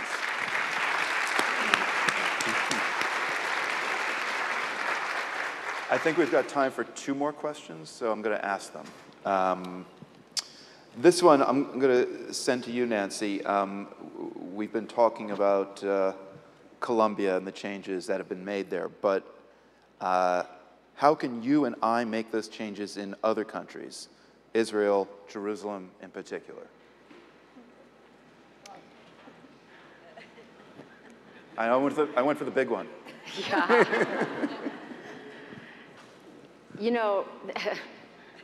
I don't think in the 4 minutes we have left we can really answer that, other than to just note that. But are there elements of what you've been hearing today that you think could be instrumental in, the peace process in the Mideast? It's so not even on the table anymore. But it's not, and we just celebrated, or I should say, noted. The anniversary of the Oslo peace process earlier this week, which obviously has stumbled and fizzled miserably. Yeah. So we don't really have the core elements on the table that would lead one to the kind of agreement that we've been talking about in Colombia. And you also have a process that's enormously complicated by external actors. So to that end, what could you or I do is to register our thoughts and opinions with our elected officials as to what we would like the United States to do in terms of helping that process to be resuscitated. And you know, it's further complicated by very difficult politics inside Israel, corruption and ineptitude inside the Palestinian Authority. And one thing that we've seen is within both the within the Israelis and within the Palestinians, they have each become more fragmented. And so when you have fragmentation on both sides of that kind of a conflict, that makes it even harder to come to the table. So we can certainly encourage both sides to do their own reconciliation internally. We can register with the United States government, which definitely has a role, our desire for the U.S. to be a positive and constructive player in moving forward a peace process. Final question for you, Lionel, and maybe everybody has a thought on this. Regarding the political economy of hate, do you think it's a growing trend in politics worldwide? We think of the 2016 U.S. election and what's been unleashed from that, Brexit, which had a very strong anti-immigration kind of component to it. How do you think it's going to change the future of global politics? Gosh. If you allow me just to say two main thoughts. The first one is that instead of going out to other countries, which, as we know, are also cultivating hate, like, for instance, Venezuela, we are so sad about Venezuela at this moment.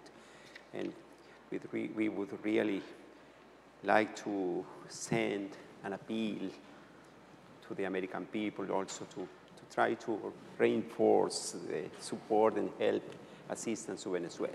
But you know, I feel that the strong divide along the racial lines here in the USA needs also urgent action. And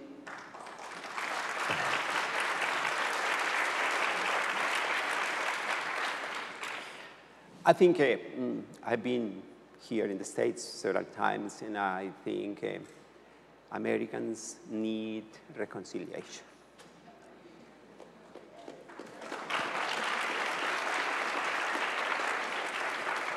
And my final consideration is, please do not let arms go into the classrooms.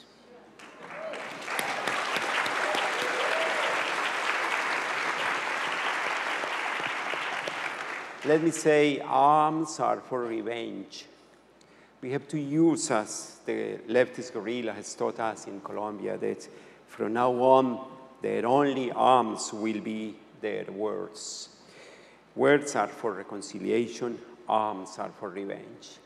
And humbly, as a Colombian citizen, I have to say, we are laying our arms. Perhaps it's a time also for Americans to lay down their arms. Thank you.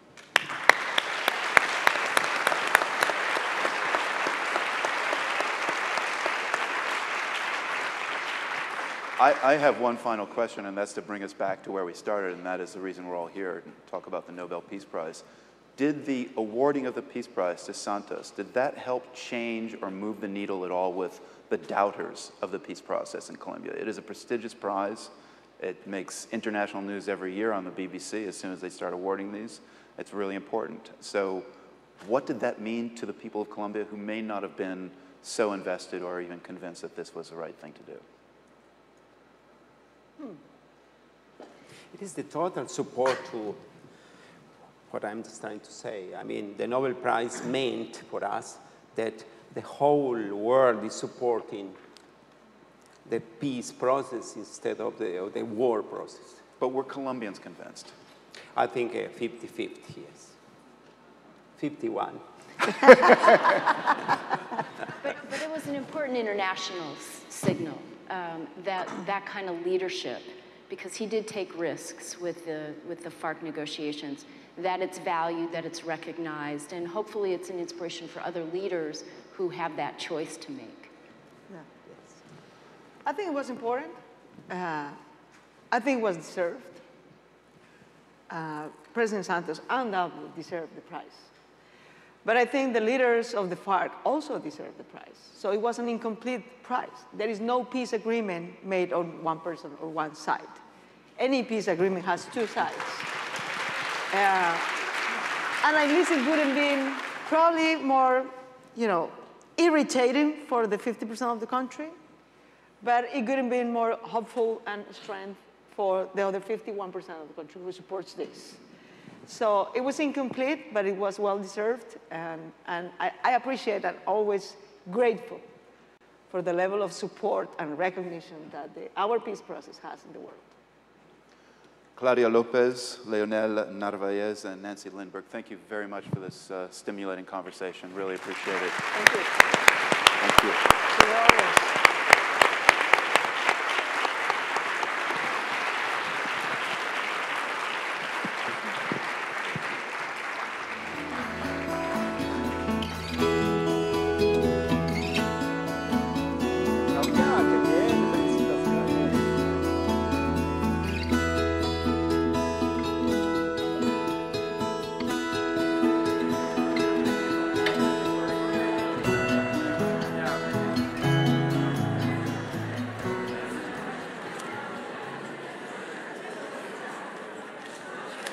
Good morning. Before we head out to the next sessions, I see some folks are doing that already. I just want to say a few quick words about logistics. My name is Joe Underhill. I'm the program director for the Nobel Peace Prize Forum. Thank you, Lionel. I just want to thank again our panelists and moderator for this great session this morning and engaging us in some really deep investigation and questioning about the peace process in Colombia. As you head out into the day and the rest of your sessions, just note that the next set of panels will begin at 11:15. You should check your little printed schedules or the guidebook app for locations. We have an amazing array of speakers coming up. So you'll have the sort of fortunate challenge of having to make some tough choices, but they're all amazing panelists and speakers. So good luck with that. While you're out in the hall here, please check out the water bar. You'll note that there are a number of programs and panels today that relate to the theme of water. We have the paradox of peace and the paradox of water that we're engaging. So one part of that is the arts programming, and so you can check out that at the end of the atrium here.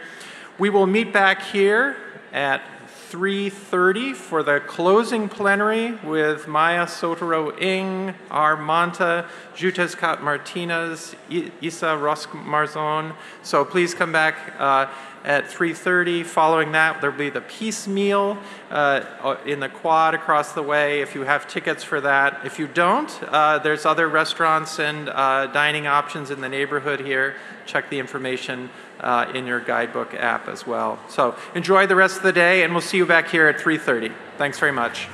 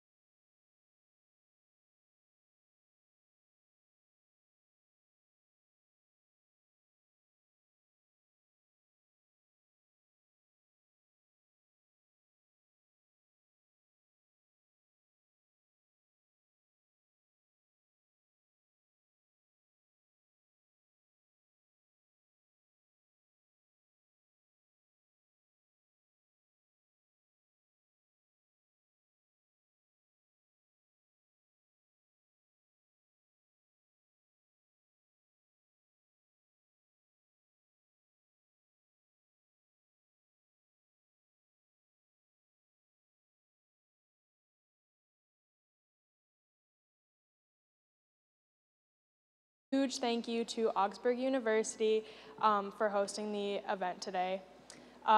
We want to welcome a representative from the admissions office to tell us more about becoming a student here. Is that representative in the building? There we go, there we go. Yeah, okay, there we go. He had to get his entrance in. I feel it. How's everyone doing? Can you hear me? Yeah? Awesome. So my name's Josh Owens. I'm an assistant director in the undergraduate admission office here at Augsburg. We're really excited that you're here. As I was thinking about how I wanted to do this welcome, I thought back a little bit to my time in high school and middle school, and kind of realized I'm a little jealous of all of you, actually. So I graduated from Champlain Park High School in 2009, about 15 miles north of here. Knowing that, you know, this is the 30th annual Nobel Peace Prize Forum, obviously, when I graduated and when I was in high school, this was still taking place. But I didn't know about it, I wasn't told about it, I didn't engage in it or anything like it, which I'm kind of upset about. But the fact that you're all here is awesome. Really excited about that. To give myself a little bit of a plug, if you're looking for something to do tomorrow at about 2 p.m., I'll be hosting a presentation on Augsburg, specifically about the admission process, what that looks like. What my job is, essentially, is I talk to students like you and your families about what Augsburg is all about, what it looks like for the admission process, how things work in terms of getting admitted to Augsburg, and really what my goal is to help you figure out what the right fit is for you in terms of your college experience. We hope that's Augsburg, but knowing that every student is different, we want to make sure that it's the right fit for you. So 2 p.m. tomorrow, feel free to come in and join me. Be happy to have you, and if you have any questions throughout the day or throughout tomorrow, feel free to find me, and I'll be happy to help you out. Thanks so much. Where are you going to be? I will be in Hagfors 151. Yes. So that's where I will be. Thanks. Yeah, thank you. Thank you. One more time. Round of applause. All right, we're going to keep it moving. So next up, we're going to welcome Beatrice Finn. Right? Did I say that right? I want to make sure I'm not messing up no names today. Beatrice Finn, who is the executive director of the International Campaign to Abolish Nuclear Weapons, all right, also known as ICAN. She accepted the Nobel Peace Prize on behalf of ICAN for their extraordinary work to prohibit and eliminate nuclear weapons. So let's give a big round of applause for Beatrice. There we go.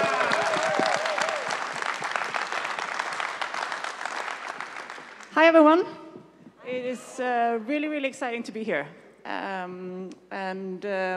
One of my favorite things about this work is really when I get to travel and meet really cool people, and particularly young people. Because the work in nuclear disarmament is often me spending a lot of time in room with really old white men. So this is really, really exciting for me. And usually these old white men, which some of them are here as well, spend a lot of time telling me and ICAN, our border network, what can't be done. And what's really nice about working with young people is that they tell us what can be done. And the suggestion is often that young people are naive, and I find that really ridiculous. But the truth is really that young people often refuse to accept the way things are, or just give up on the way that they could be. For older generations, the idea that countries that stand for liberty and democracy would daily threaten to mass murder civilians with nuclear weapons is not abnormal or hypocritical. It's just the way things are. Even if they don't like nuclear weapons, many people just think it's an unavoidable part of life. And that is unacceptable. And young people really have every right to stand up and fight for the world that they want to live in, and not just accept what is left to them. But one of the things that can't be done, which is kind of contradictory because I started with what can be done, but what I really want to say here today is that one person cannot change the world. And the reason why I think this message is so important today is because just like our movement in ICAN, or the ongoing fight against racism, the battle against sexism, threat of climate change, raising inequalities, they all need you. These fights all need bold and courageous leadership, but they also need movements. Because our media and the culture of sort of celebrity that we live in, even the way we write history, often celebrates singular individual figures. We're taught the stories of Lincoln, of Frederick Douglass, of Gandhi, Martin Luther King, Nelson Mandela, all extremely important leaders who struggled for decades and in some cases paid with their lives. And it's not that they don't deserve the praise that they get, including Nobel Peace Prizes like MLK and Mandela got. But the problem is that the part that we learn the story and celebrate is the end results of countless of hours of work. We learn about the successes, but not really about the work, not the organizing and not the many others who stood beside them and took action. And media, and often social media, convinces that change happens through a great idea presented really well, that the debate over which direction we should go as a society is decided by a well-reasoned argument or a spectacular viral video. It's not. What brings change is really the collective action of citizens. And the greatest leaders organize those people. They empower them, make change through action in their communities. They spend hours with others, helping them to find and redefine their voice.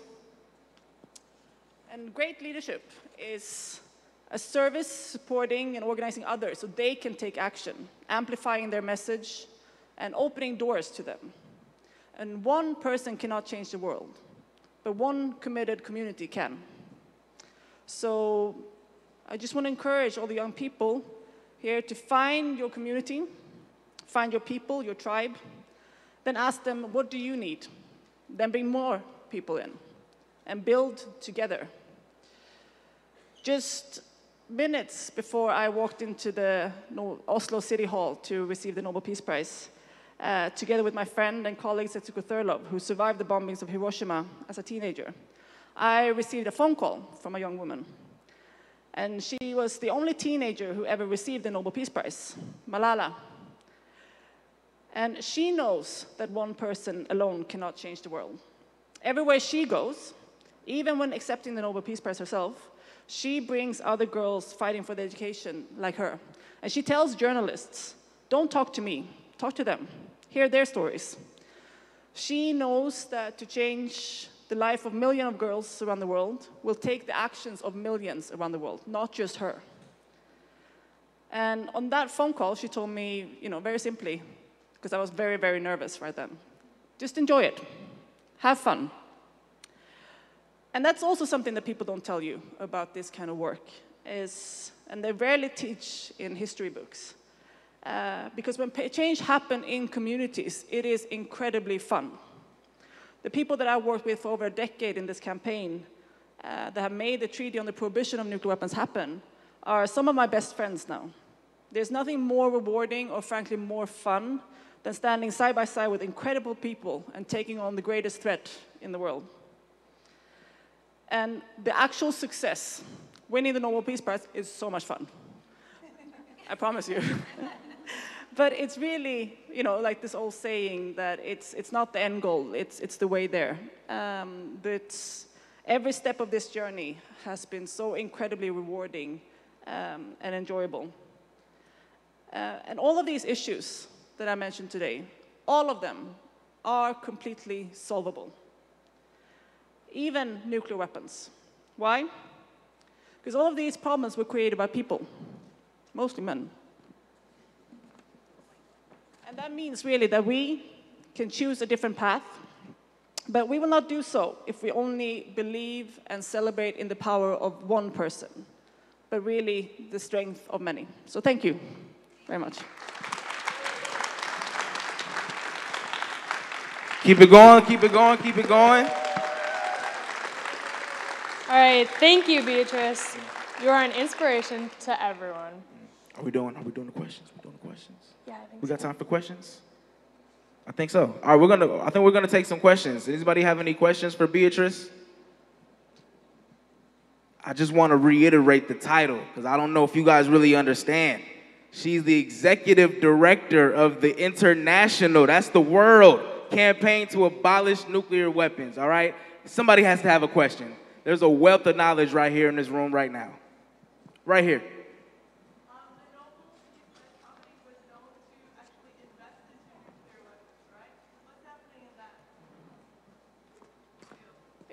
Just going to repeat it so everyone heard, that the Nobel Committee, the Nobel Prize, the Nobel Foundation has been, they have a policy against investing in nuclear weapons and other weapons of mass destruction, but there was discovered that there were some loopholes in the policy, and they had some investments that were exposed to companies that make nuclear weapons. And this is an extremely important question for ICANN, because this is not just about governments and getting presidents and prime ministers to change their minds, but also to look at ourselves and how we contribute to this.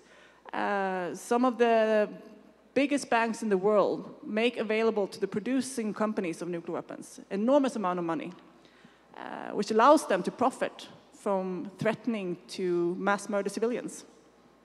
And it's really outrageous. It is our money, our bank accounts, the university's money, even the Nobel Foundation. When it was discovered, because we produced a report called Don't Bank on the Bomb, and trying to encourage pension funds and banks and other financial institutions to divest from nuclear weapons production. So we immediately requested a meeting with the Nobel Foundation. As a result of that meeting, they have put forward a tighter policy that is about closing those kind of loopholes. We have now, they just released that now in April, I think, so that was a very welcome change. These kind of people that are in charge of a lot of money, they will find many, complicated reasons why it's not possible to do this, or why not possible to do that. But the pressure and the attention that they got from this kind of news story that came out really made them change, which also shows how powerful it is to expose and sometimes shame companies or organizations or governments. So they have made a lot of improvements, and now we're going to keep monitoring their portfolios and see if they really follow through and get out of those companies and put their money into banks and financial institutions that don't support nuclear weapons.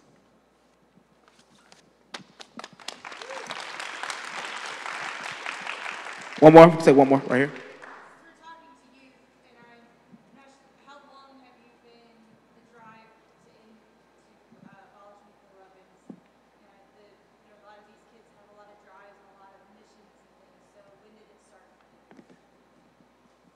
Thank you.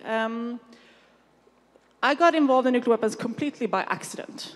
It was never something that I thought about growing up. I grew up after the Cold War was over, figured that this threat is no longer relevant. It's an old-fashioned issue. Cold War, we fixed it, right?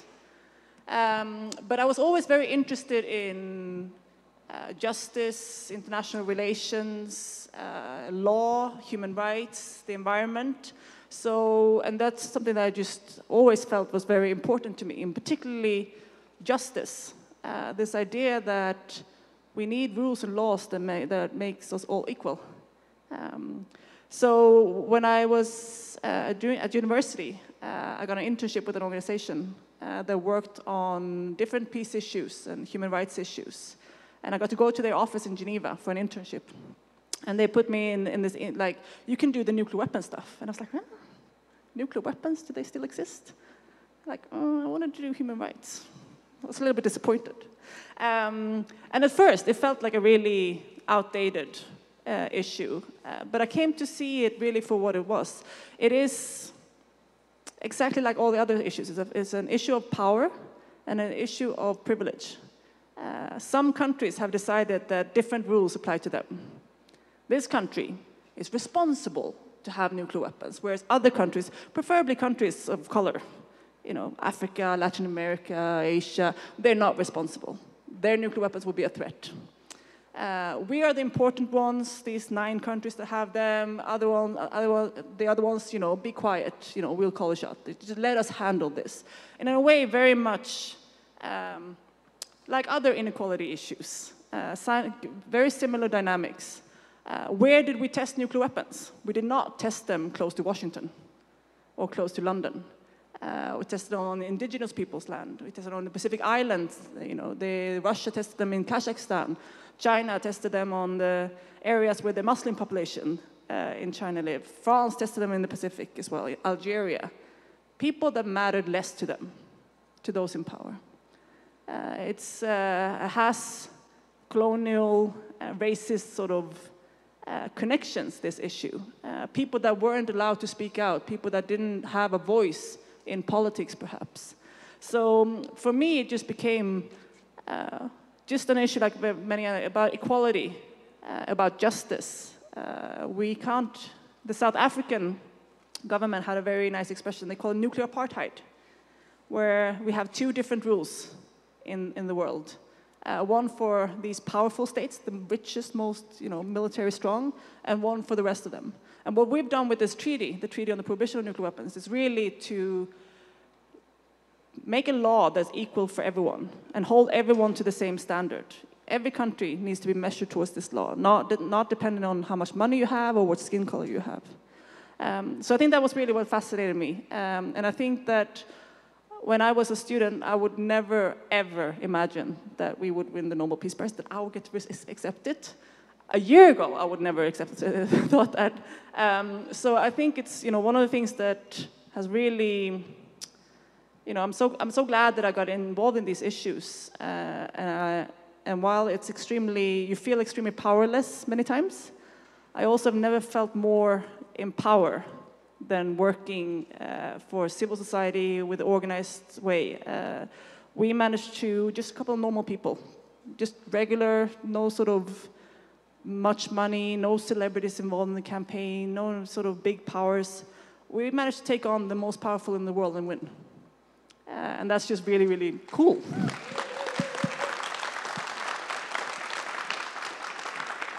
Thank you, Beatrice. All right, so next up, we'd like to welcome Maya Satoring, who is the director of Matsunaga Institute for Peace and Conflict Resolution at the University of Hawaii, Manoa. She teaches leadership for social change, history of peace movements, peace education, and conflict management for educators. She also happens to be the sister of the former President Barack Obama. Welcome, Maya.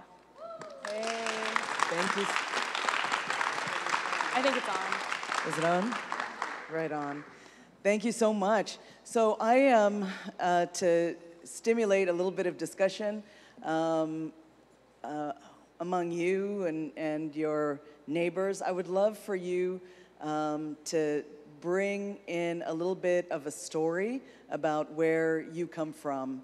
And to do that, since the theme of today is the paradox of peace and the paradox of water, I was thinking that you could share with someone, preferably you do not know, your water. So for me, just to illustrate with an example, my water is the Pacific. I live in Hawaii.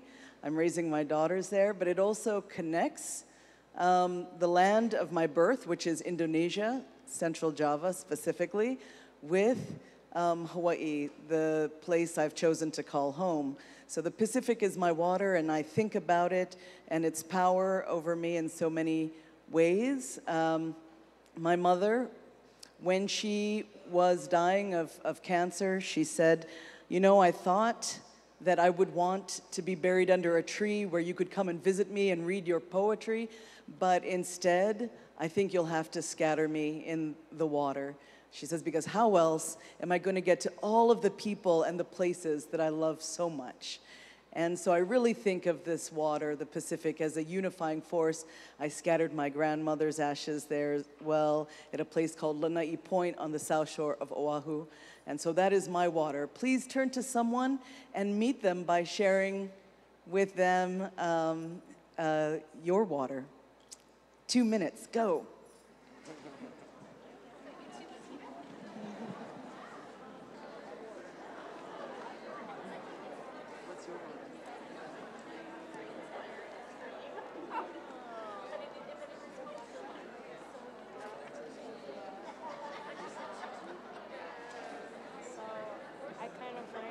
To find a place that I fit in the best, because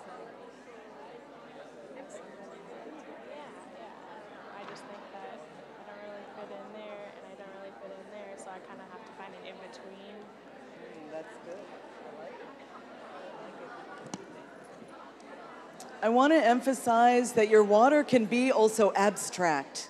If there isn't a body of water, maybe your water is someplace or some person or something that makes you feel calm, that washes you, that cleanses, that heals. It can be something ephemeral or abstract or without shape as well. Go ahead, one more minute.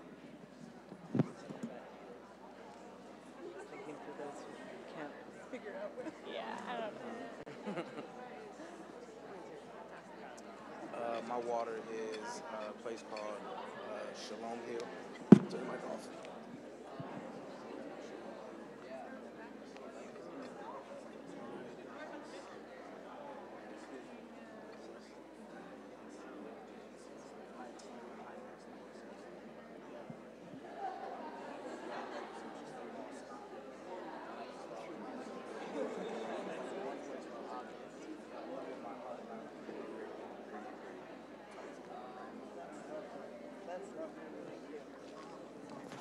Well, I got to hear a couple of beautiful stories. So as was mentioned, I teach in the Peace Institute. We're basically an organization, a department in the University of Hawaii that offers undergraduate certificates in peace studies, graduate certificates in conflict resolution, and a bachelor's. And we define peace very, very broadly as inclusive of human rights and social justice, indigenous peace and personal peace, prison reform and environmental justice, negotiation and mediation are specific, skill sets. But we also really are about sort of leadership and education and conflict management in a wide array of spaces. We have students from every discipline taking our classes. I would love to see you in Hawaii.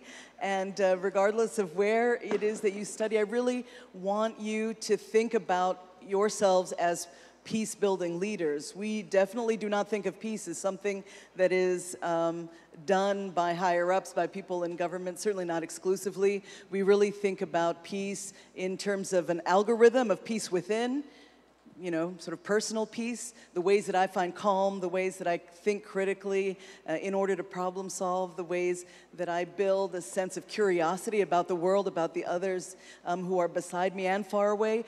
We think of peace not just in terms of personal peace, but interpersonal peace, the peace between people, the work that we do, and each of us can find valuable, I think, in resolving conflicts, transforming conflicts, building compassion and understanding, and also peace and service to the community, servant leadership, and actions that demonstrably make the world better. Here in Hawaii, we, in terms of water, we often divide the land in terms of ahupua'a, which is a land division that goes from the mountains to the ocean, guided by the water. And, ancient systems required a clear understanding of the relational opportunities all along the water. And there's also, of course, a strong history in the Pacific and in Hawaii of navigation, people going out for survival in their va'a, in their canoe, and it required such mindfulness, such careful listening to nature, to the waves, to the stars. They navigated only with the stars, and they also had to watch the behavior of the animals, and it's this vast ecosystem. And I think of peace building as part of this huge ecosystem with young people like yourselves who have engaged in leadership in a number of ways already, but have still to, find the full force of your mana. You are at the center of that ecosystem, and all of us around you are here to support you. And I am really proud and pleased to be one of your supporters. When you think of peace building, we often, in Seeds of Peace, which is my nonprofit, use backwards mapping using a skill called sort of canoe travel, which is where you think about your island. What's on the island? What does it look like? This idea of building that beloved island community, and it's there and you have to get there. So who do you put in your canoe? What are the human and other resources? What happens if you encounter a storm? What do you do with inclement weather? What are your other pathways? And And so really, peace building is about action, it's peacemaking. It's not something that is, can be or should be reduced to an ideal, some abstraction, some concept. It's not even in a university setting like ours about what's in books. It really is about working beyond the four walls and pushing out, and it's about things that every single one of us can do, even though we can't do it alone, as our previous speaker reminds us, that we can do it every day. It's part of our everyday lives.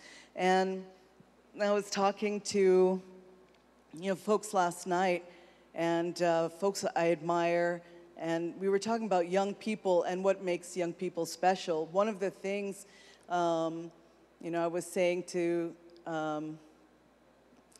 folks at the table is that sometimes young people with whom I work, you guys annoy me because of the constant connection to your devices, and the selfies and we're sitting in a community in a classroom, and that sort of lack of mindfulness that comes with all of the multitasking. And I'm like, come on now, because we'll be listening to others speak, and I can see folks bent low, and on their devices. And that stuff sometimes makes me sad.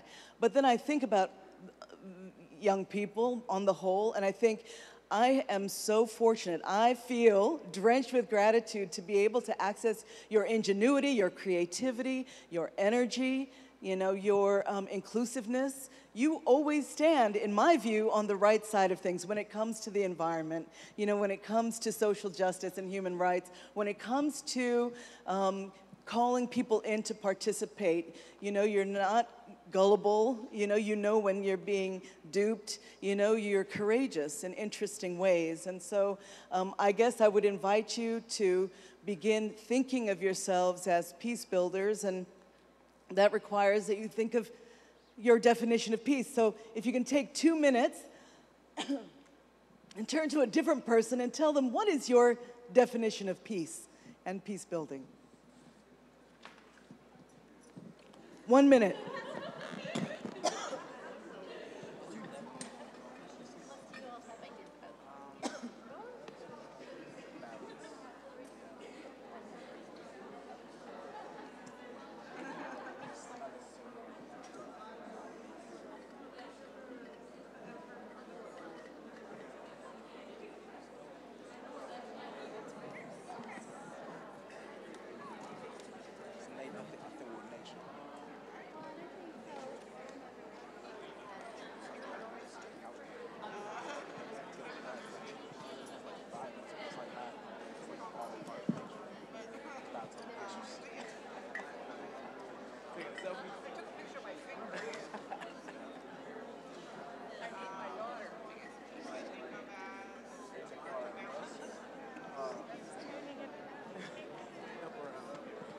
Okay, so whatever your definition, and I just want to wrap it up, whatever your definition, and I wish I could hear some of them, I will hear some of them as we talk maybe later, but I know that it's, there are going to be multiple and varied definitions, and I know that all of them are going to be legitimate because it's about your personal pathway. So I just really urge you guys to think of yourselves as master navigators. You are still starting out on your journeys in many ways. But you really keep that that island in mind, and remember that you already have what you need to navigate through the stars. You may need some historical context and some new skills and some new partnerships and resources, but there's so much that you can already do. And it's simply about being mindful about what's around you. Thank you for the work that you do today and tomorrow, and mahalo nui loa. Thank you, Maya. We couldn't be more excited to have you here today. Thank you, thank you, thank you. So we invite you to seek out Maya today and tomorrow whenever you might see her. Ask her some questions. Hear more of her story. Share some of yours as well. So one more round of applause for Maya. Cool. Looking at you. All right. How y'all feeling? Everybody good? Yeah? All right, let me do one big clap on 3, all right? So when I count to 3, let's do one big clap. 1, 2, 3. One more time. 1, 2, 3. All right, for sure. Let's keep it moving. So next, we want to invite two siblings to the stage. The first, Shutez Scott and Issa Roske Marzon. All right? Shutez Scott is an 18-year-old indigenous climate activist, a hip-hop artist, and a powerful voice on the front line of a global youth-led environmental movement. Issa has been working in the field of activism and leadership for over 2 decades. She has been an Earth Guardian since the age of 6 and has spoken and performed at high-profile events and conferences across the country. All right, a big round of applause, big round of applause for Shutez Scott and Issa.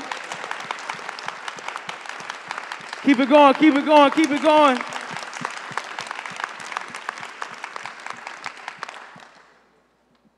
It's good, y'all. My name is Shutez Scott. I'd like to take a second to introduce myself in a little bit of a different form. Shout out to everybody who helped organize this event. Shout out to all the youth who showed up today, taking time out of your lives, out of school, all that, to show up and really be a part of this critical conversation where we need your voices. I'm gonna start like this. X for the crossroads that I face. I for within, the beginning of all change, written for you, my people. The reason that I rap, I represent your voice in every single track. H, higher learning. T for all the teachers, teaching me to tell a story, get up off the bleachers. EZ, my life has never been. My suffering motivates a stroke of my pen. Like CA, the California waves. My Latino family from Diego to the Bay. Viva la raza, la revolución, la pelea de la gente es lo que me inspiró. That's T for Mexico, Tenochtitlan, jungla de obsidiana, regresará. And L for the miracle of life I've been given. Never found a kid this young and so driven. My name is Shutez Scott, and I'm grateful to be here with y'all, for real. Thank you for having me.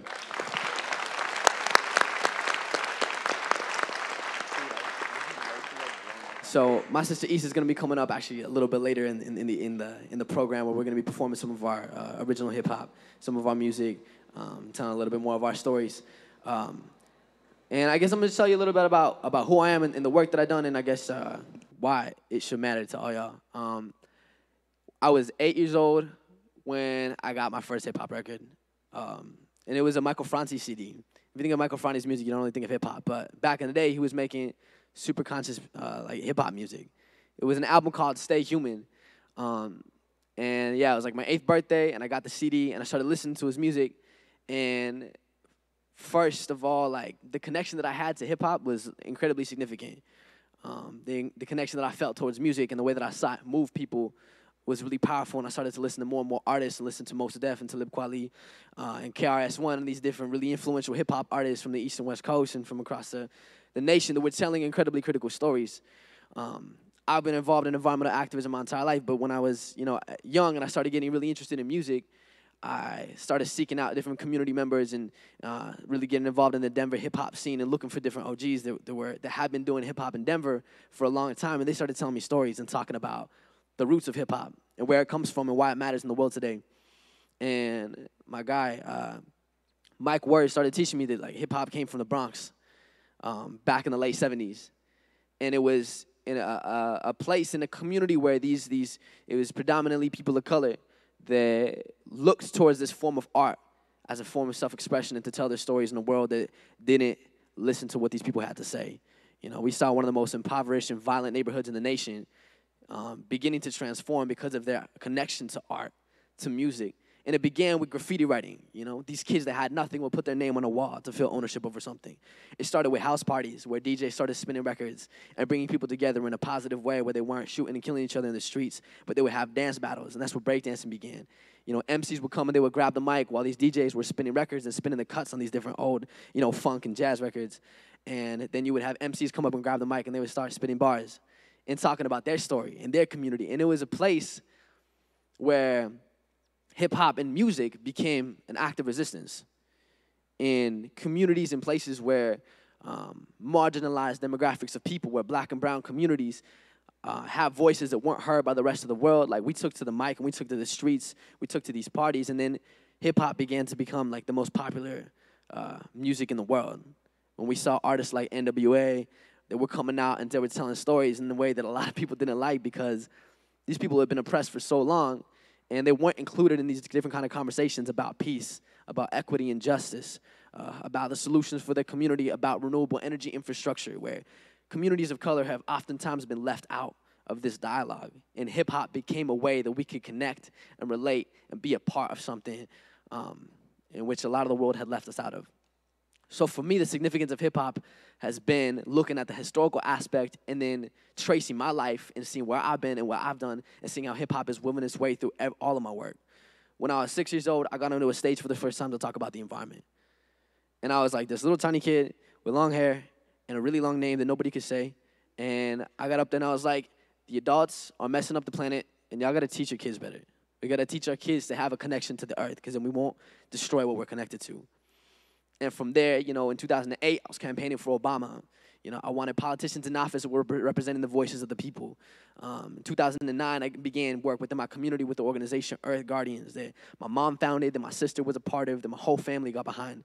They began to really break it down and say, how do we really engage young people and give them the power to create change within their communities and remind them of the power that they all already have. And it was this idea that the Earth Guardians began in Maui, Hawaii, actually, at an accredited high school that my mom founded. And it traveled across the United States. They did a 26-state tour, 6 months. And every step of the way, they were doing stuff like this, talking to high school students, college students. They went to the United Nations and presented at the United Nations. And all along the way, they were performing hip-hop. You know, my uncles and aunties and cousins and older sisters, they were all performers. They were all artists. What hip-hop taught me is that being a part of a movement isn't about being an activist. Hip-hop taught me that being a part of a movement, standing for ideals, means fighting for what you believe in, and that doesn't always mean the traditional sense that most people think about. It's a lot broader and more significant than just, you know, protesting or getting involved in policy and in politics. It's about recognizing that as young people, we all have passion, we all have a voice, we all have fire within us. And the mediums in which we choose to express that is incredibly significant and powerful, and we can utilize that to create change. So I saw my older siblings doing it, and when I was like 7, I started playing keys.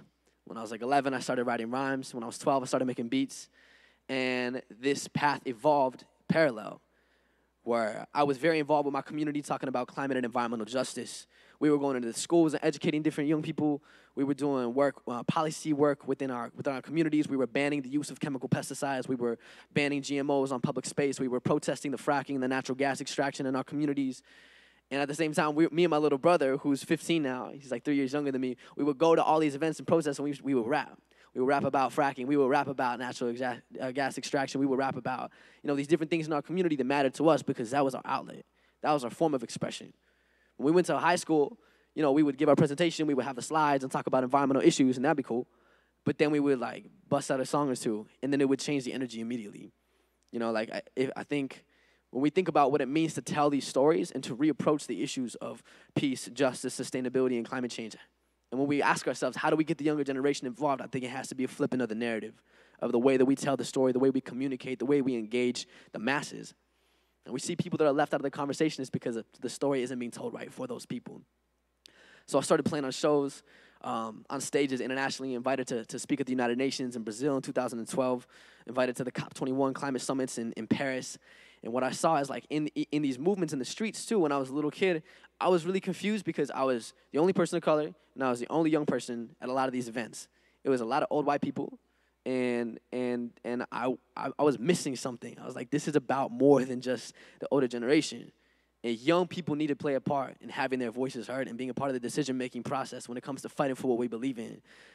And beginning to use music as a tool to engage people across the board has helped me find my way in this movement. When we were in the streets for the women's climate for the women's march, for the People's Climate March, the marches and the protests that have happened in relationship to Parkland and the students that are standing up for justice, in all those realms, we're seeing more and more energy coming from the younger generation. We're seeing more and more mobilization because I think young people are starting to get it. We're starting to recognize our own power. We're starting to remember that it's not about the politicians, it's not about who's the president. That is not going to define our legacy. That is not going to define our future. That each and every one of us has an incredibly powerful voice and needs to be heard. And it's not about all of us being leaders or spokespersons or the next president. That's not where change comes from. If you look back through history, movements throughout history have been initiated and given life because of the young people that have been engaged with that. And we're at this critical point in time where the inequality, the injustice, and the oppression that we still see in this country is so present, and that gives each and every one of us the opportunity and the responsibility to play our part to healing that. If we think about every great issue in the world today, there are bountiful amounts of ideas, innovations, solutions in the minds and in the hearts of the younger generation that are going to stand up and are going to heal that. They're going to stand up, are going to reverse these issues. They're going to stand up and create, we're going to be the next archetypes. And things are really crazy in the world right now. And as a kid who's been on the front lines for a long time, I'm 18, I guess technically a senior in high school. And for me, having done this work for so long and traveling all over the place and talking to high schools and colleges and at the United Nations and giving TED Talks, what I've seen more than anything is that this generation is on fire. And everywhere that I go, I'll go and I'll talk to people and I'll talk to audiences and students about the work that I do and the way that they can get involved. And then afterwards, kids will come up to me like, yeah, we're already doing this and this and this and this. And the initiatives, we're getting our campuses and our colleges to divest from fossil fuels. We just planted 10,000 trees, across the country with our collective that we're working with. We're working on getting, composting and recycling and banning plastic water bottles on all the school campuses in our district. And so we see more and more energy like that has been absolutely inspiring for me. And as I'm transitioning and growing and learning in my life and focusing a lot on my music and touring and putting out albums and playing shows, like everywhere I go, every festival I play, every venue I play at, you see when you bring music into the mix, like that changes the energy a little bit. Coming up and performing at an event like this is very different than playing like at a club or at a venue.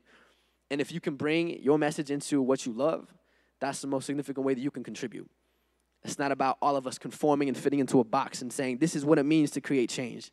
And we need everybody to create change, and we need everybody to be like this. It's about recognizing the individuality that we all have, whether it's through innovation or entrepreneurship or creativity or visual art or poetry. We all have ways that we're going to contribute to the world. And we really need to recognize and understand that the critical point that we are at in the world's history makes it that the actions and the way we live our lives, each and every one of us as individuals and as a collective, is going to really matter. So take that power, take that understanding, and plug it into the world, into your schools, into your community. Like the fact that you're here, that's a first step, right? And I'm sure many of you are doing incredible projects in your own communities in your own ways. The organization that I'm working with, Earth Guardians, came from this idea that we need to redistribute power to young people and help them, give them the tools and the platform to use their voice. And that began with me, doing little things in my community to now having 264 individual crews in 44 countries. And these are kids just like us. These are like middle school, high school, college students. This is like 10,000.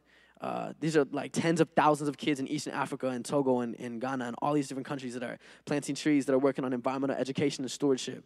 This is hundreds of kids across Bhutan that are working within their universities to transition the infrastructure towards renewable energy systems. These are theater troops of girls in India that are working to do their work and going out and doing flash mobs in the communities and in the streets to talk about water potability and sanitation. This is a diverse, beautiful, brilliant movement that is growing every single day, and that we have a responsibility to be a part of. And so maybe it's a piece of what you hear from one of these incredibly inspiring speakers today, but take a piece of this with you, plant that in your community, and get involved and get engaged. Earth Guardians is one of the many platforms you can tap into to activate your passion and to get engaged in your community. Hit us up on social media, on Instagram, Facebook, earthguardians.org if you're interested in getting more involved. I just want to close with another verse, if that's okay. And it goes like, we taking back the power, we bring it to the people. We stand for justice, fight for freedom till we treat it equal. This is our time, man. We build a legacy and leave it. Y'all can't say my name, but you know it's me when you see it. I am indigenous, product of genocide. Colonization stole my past, but I refuse to hide. Never alone, though we hungry like a pack of wolves, howling at the moon. Indigos running through the woods, tired of bureaucracy, sick of broken democracy. Stories of the end, fulfilling sinister prophecies. Overthrowing kingdoms, ready to break free from leaders that lead with barrels of oil that be leaking. Leadership's a beacon, we leading ships to freedom. State of emergency, wake up people that be sleeping. We strike a match, light a flame. You can set the world afire. I can see it in your eyes. Born to be a freedom fighter, born to be. Bigger than the cities that you coming from, born to be. Stronger than the shadows that you running from. Overcome, overstand, stand up, hands up, don't shoot. Pepper shoot, crash land, close up. Indigo warriors, visionary artists. It's time to take the power back and finish what we started. Because nothing they can do will stop these waves that we've been making. This is the roots of revolution. It's the power that we've taken. So nothing they can do will stop the waves that we've been making. This is the roots of revolution. It's the power that we've taken. And I'm actually going to be playing a... I'm going to be back here in Minneapolis, I think October 24th at one of the clubs out here in Minneapolis, playing a show with me and my band. So, hit me up on Instagram. That's my name right there. And check out the tour dates if you want to come out and see some live hip-hop. I'll be here later as well at the Plenary. Shout out to everybody who organized this, make this happen. Shout out to all the inspiring young people and the inspired youth out there that are doing the thing, doing the work, making the change. Yeah, really remember, this is a movement founded in love. Like, we are here to fight to protect what we love. And that's the bottom of all what we're doing. So thank you. Yeah. Keep it going, keep it going, keep it going.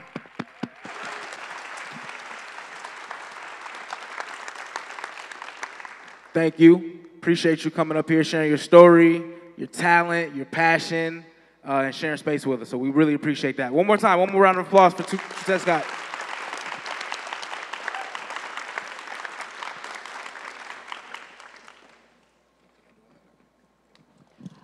We want to thank again all of our presenters that came up today.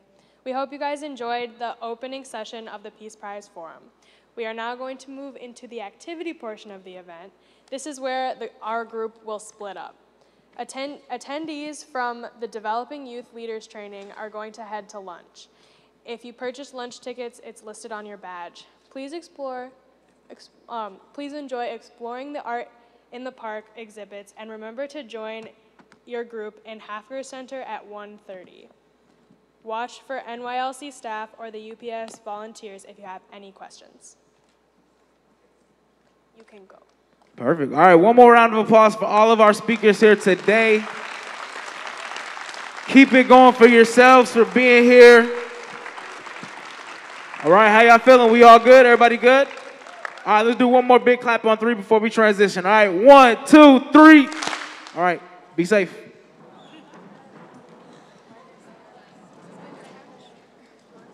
No, I think only some of them are like the teachers.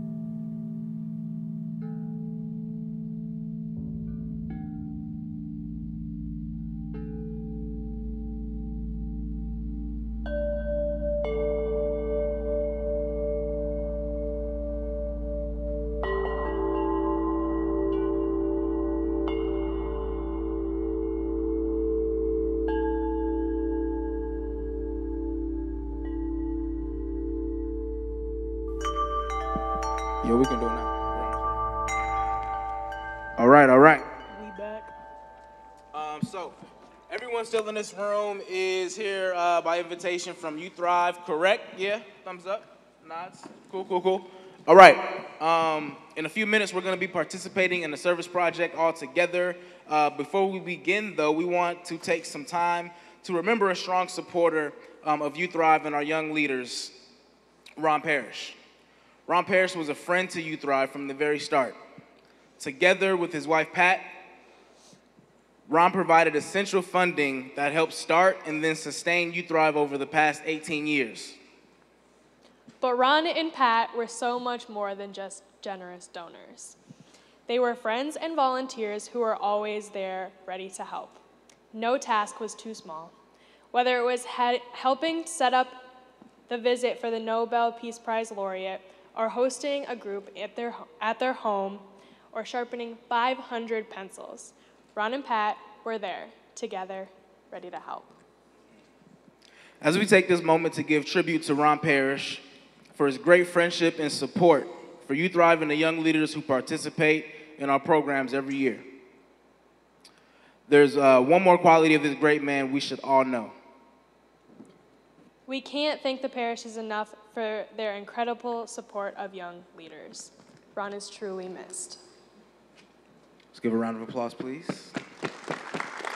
And I believe we have a token of our appreciation and our love and our gratitude that we would like to present to Pat.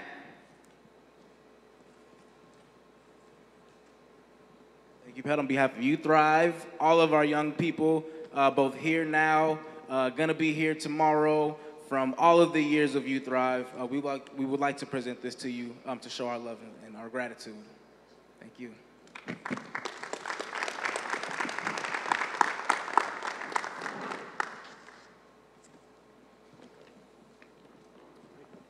All right, so we're now going to move into our service project. To tell you more about the project and the inspiration behind it, we have Danielle McGillivray from H2O for Life. So let's give a warm welcome for Danielle.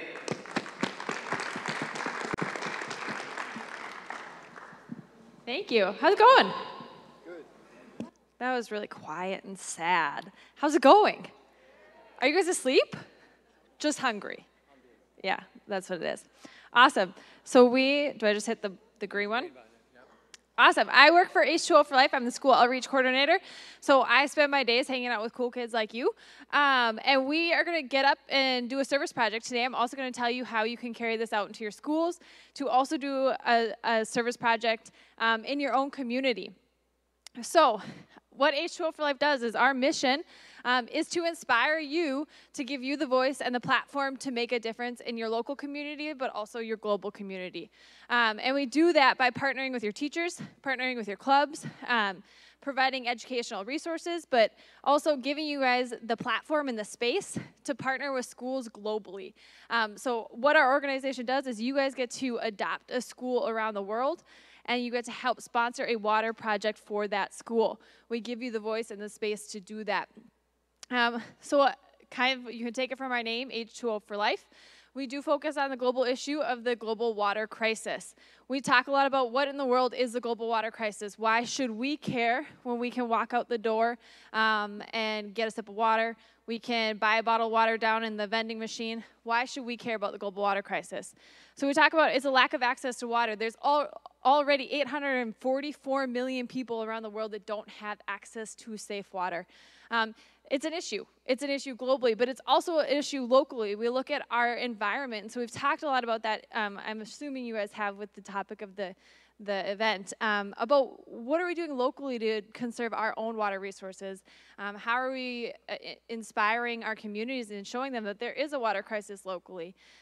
There's a lot of a lack of knowledge, and so we want our youth to be the ones that are going home and educating their parents and giving their parents that knowledge to now take action. We talk about how water is not necessarily a promised resource. We look at the natural disasters that have happened that took away water resources from communities in Puerto Rico for years, or for already over a year. And so you have that impact of a community that had access to safe water and now is struggling with the aftermath of that was taken away from them from the natural disaster. It's an education crisis. So we focus on the global water crisis because we believe youth are the change in our world. And when youth around the world don't get to have access to education, now we're taking away that right. And so we want youth to be the ones that are inspiring that change, that are bringing water to schools around the world so that kids have that opportunity for education. And then we talk about how it's a women's rights crisis. So you have communities around the world who are walking miles to access water. And often that is women in that community who are doing that. So those are the women that don't get the opportunity to go to school.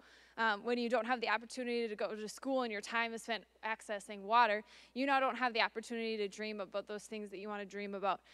They come through having that education. So we focus on having our students be the ones that have this knowledge, that go out into their community and teach people about that, because you'd be so surprised how many adults you talk to who have no idea that this is going on in their backyards, that this is going on in the world. So we talk about how can you change the world? How can you make a difference from your backyard, from your school building? And so we believe that it is your power, it's your place to take action. And that doesn't just happen globally, but it also happens locally. We want our youth that work with us to take the opportunity to teach their communities about their local water resources, but also then take that opportunity to adopt a school globally, to sponsor a water project around the world so that, again, like we talked about, that those students and those kids have the opportunity to have an education. These are some of the projects that H2O for Life works on. We help with, our students help build latrines or help sponsor latrines so that, again, we have this sanitation problem that's happening because communities don't have access to safe bathrooms. So by providing those at school systems, you're now giving kids the opportunity to go to school but also have a safe environment to learn. We have water filters that we donated to communities in Puerto Rico last year. We do rain catchment stations in those areas that have access to lots of water due to the rain, but how do we keep that rainwater clean? We have students who are helping to sponsor borehole wells. And so again, all of these things are happening at school communities. So now a school-to-school connection is happening. You locally are partnered with a school. You get to see the kids that you're impacting, and you get to help sponsor one of those projects at that school. So what is our big picture impact? What do our kids do? We're partnered with schools all over the United States to make this happen, and we're partnered in 13 different countries. So while often I'll stand in front of groups and the lack of knowledge of where the global water crisis is happening is abundant. You ask people, what is the global water crisis? And the first word that generally comes out of people's mouth is Africa, right? So we talk about how we're partnered in 13 different countries for students to pick an area that they're passionate about, that they're interested in learning about the culture, to raise awareness that, you know what, it's not just a single story for these communities. They have other really cool things going on in their cultures and their community. So we're going to get you up and moving. How are you going to help today? A large piece of what we do is raising awareness.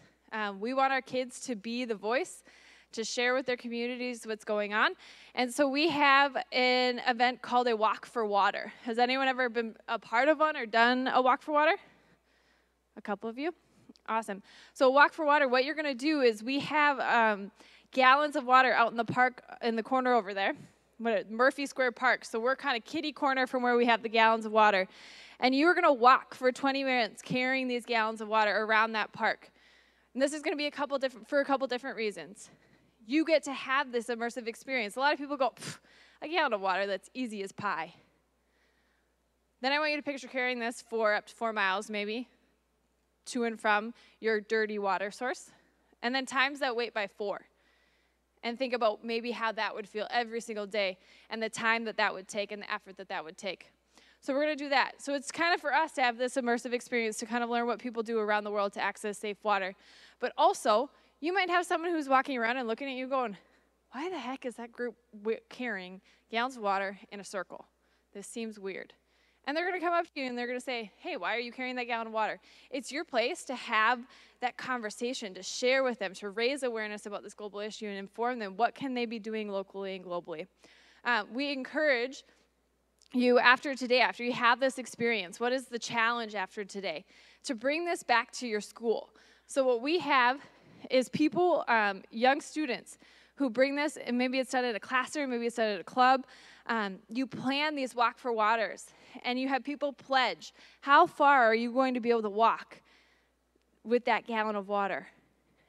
And you raise money and you raise awareness for your global partner school through these events. And it's incredible because you have this cool opportunity to donate to a project that is in desperation for access to safe water. And once that project is built, you get to see those photos. You get to see that community having that access to safe water, which is a really cool thing to share out with your community. You've invited them to have this immersive experience, and now you get to share out with them once that project is completed, and they have the opportunity to see, wow, this is really what we did. We've raised awareness, we taught our local community about our local environment, but then we also had a global footprint around the world. So, what we're gonna do now, you're going to come back here after the walk, and then you'll get dismissed to lunch or wherever you're going next. But we're all going to walk out to the park, and we are kitty corner from the gallons. So if you just walk following me, I will guide you to the gallons, and we're going to walk for 20 minutes carrying those gallons. You guys ready? Let's go.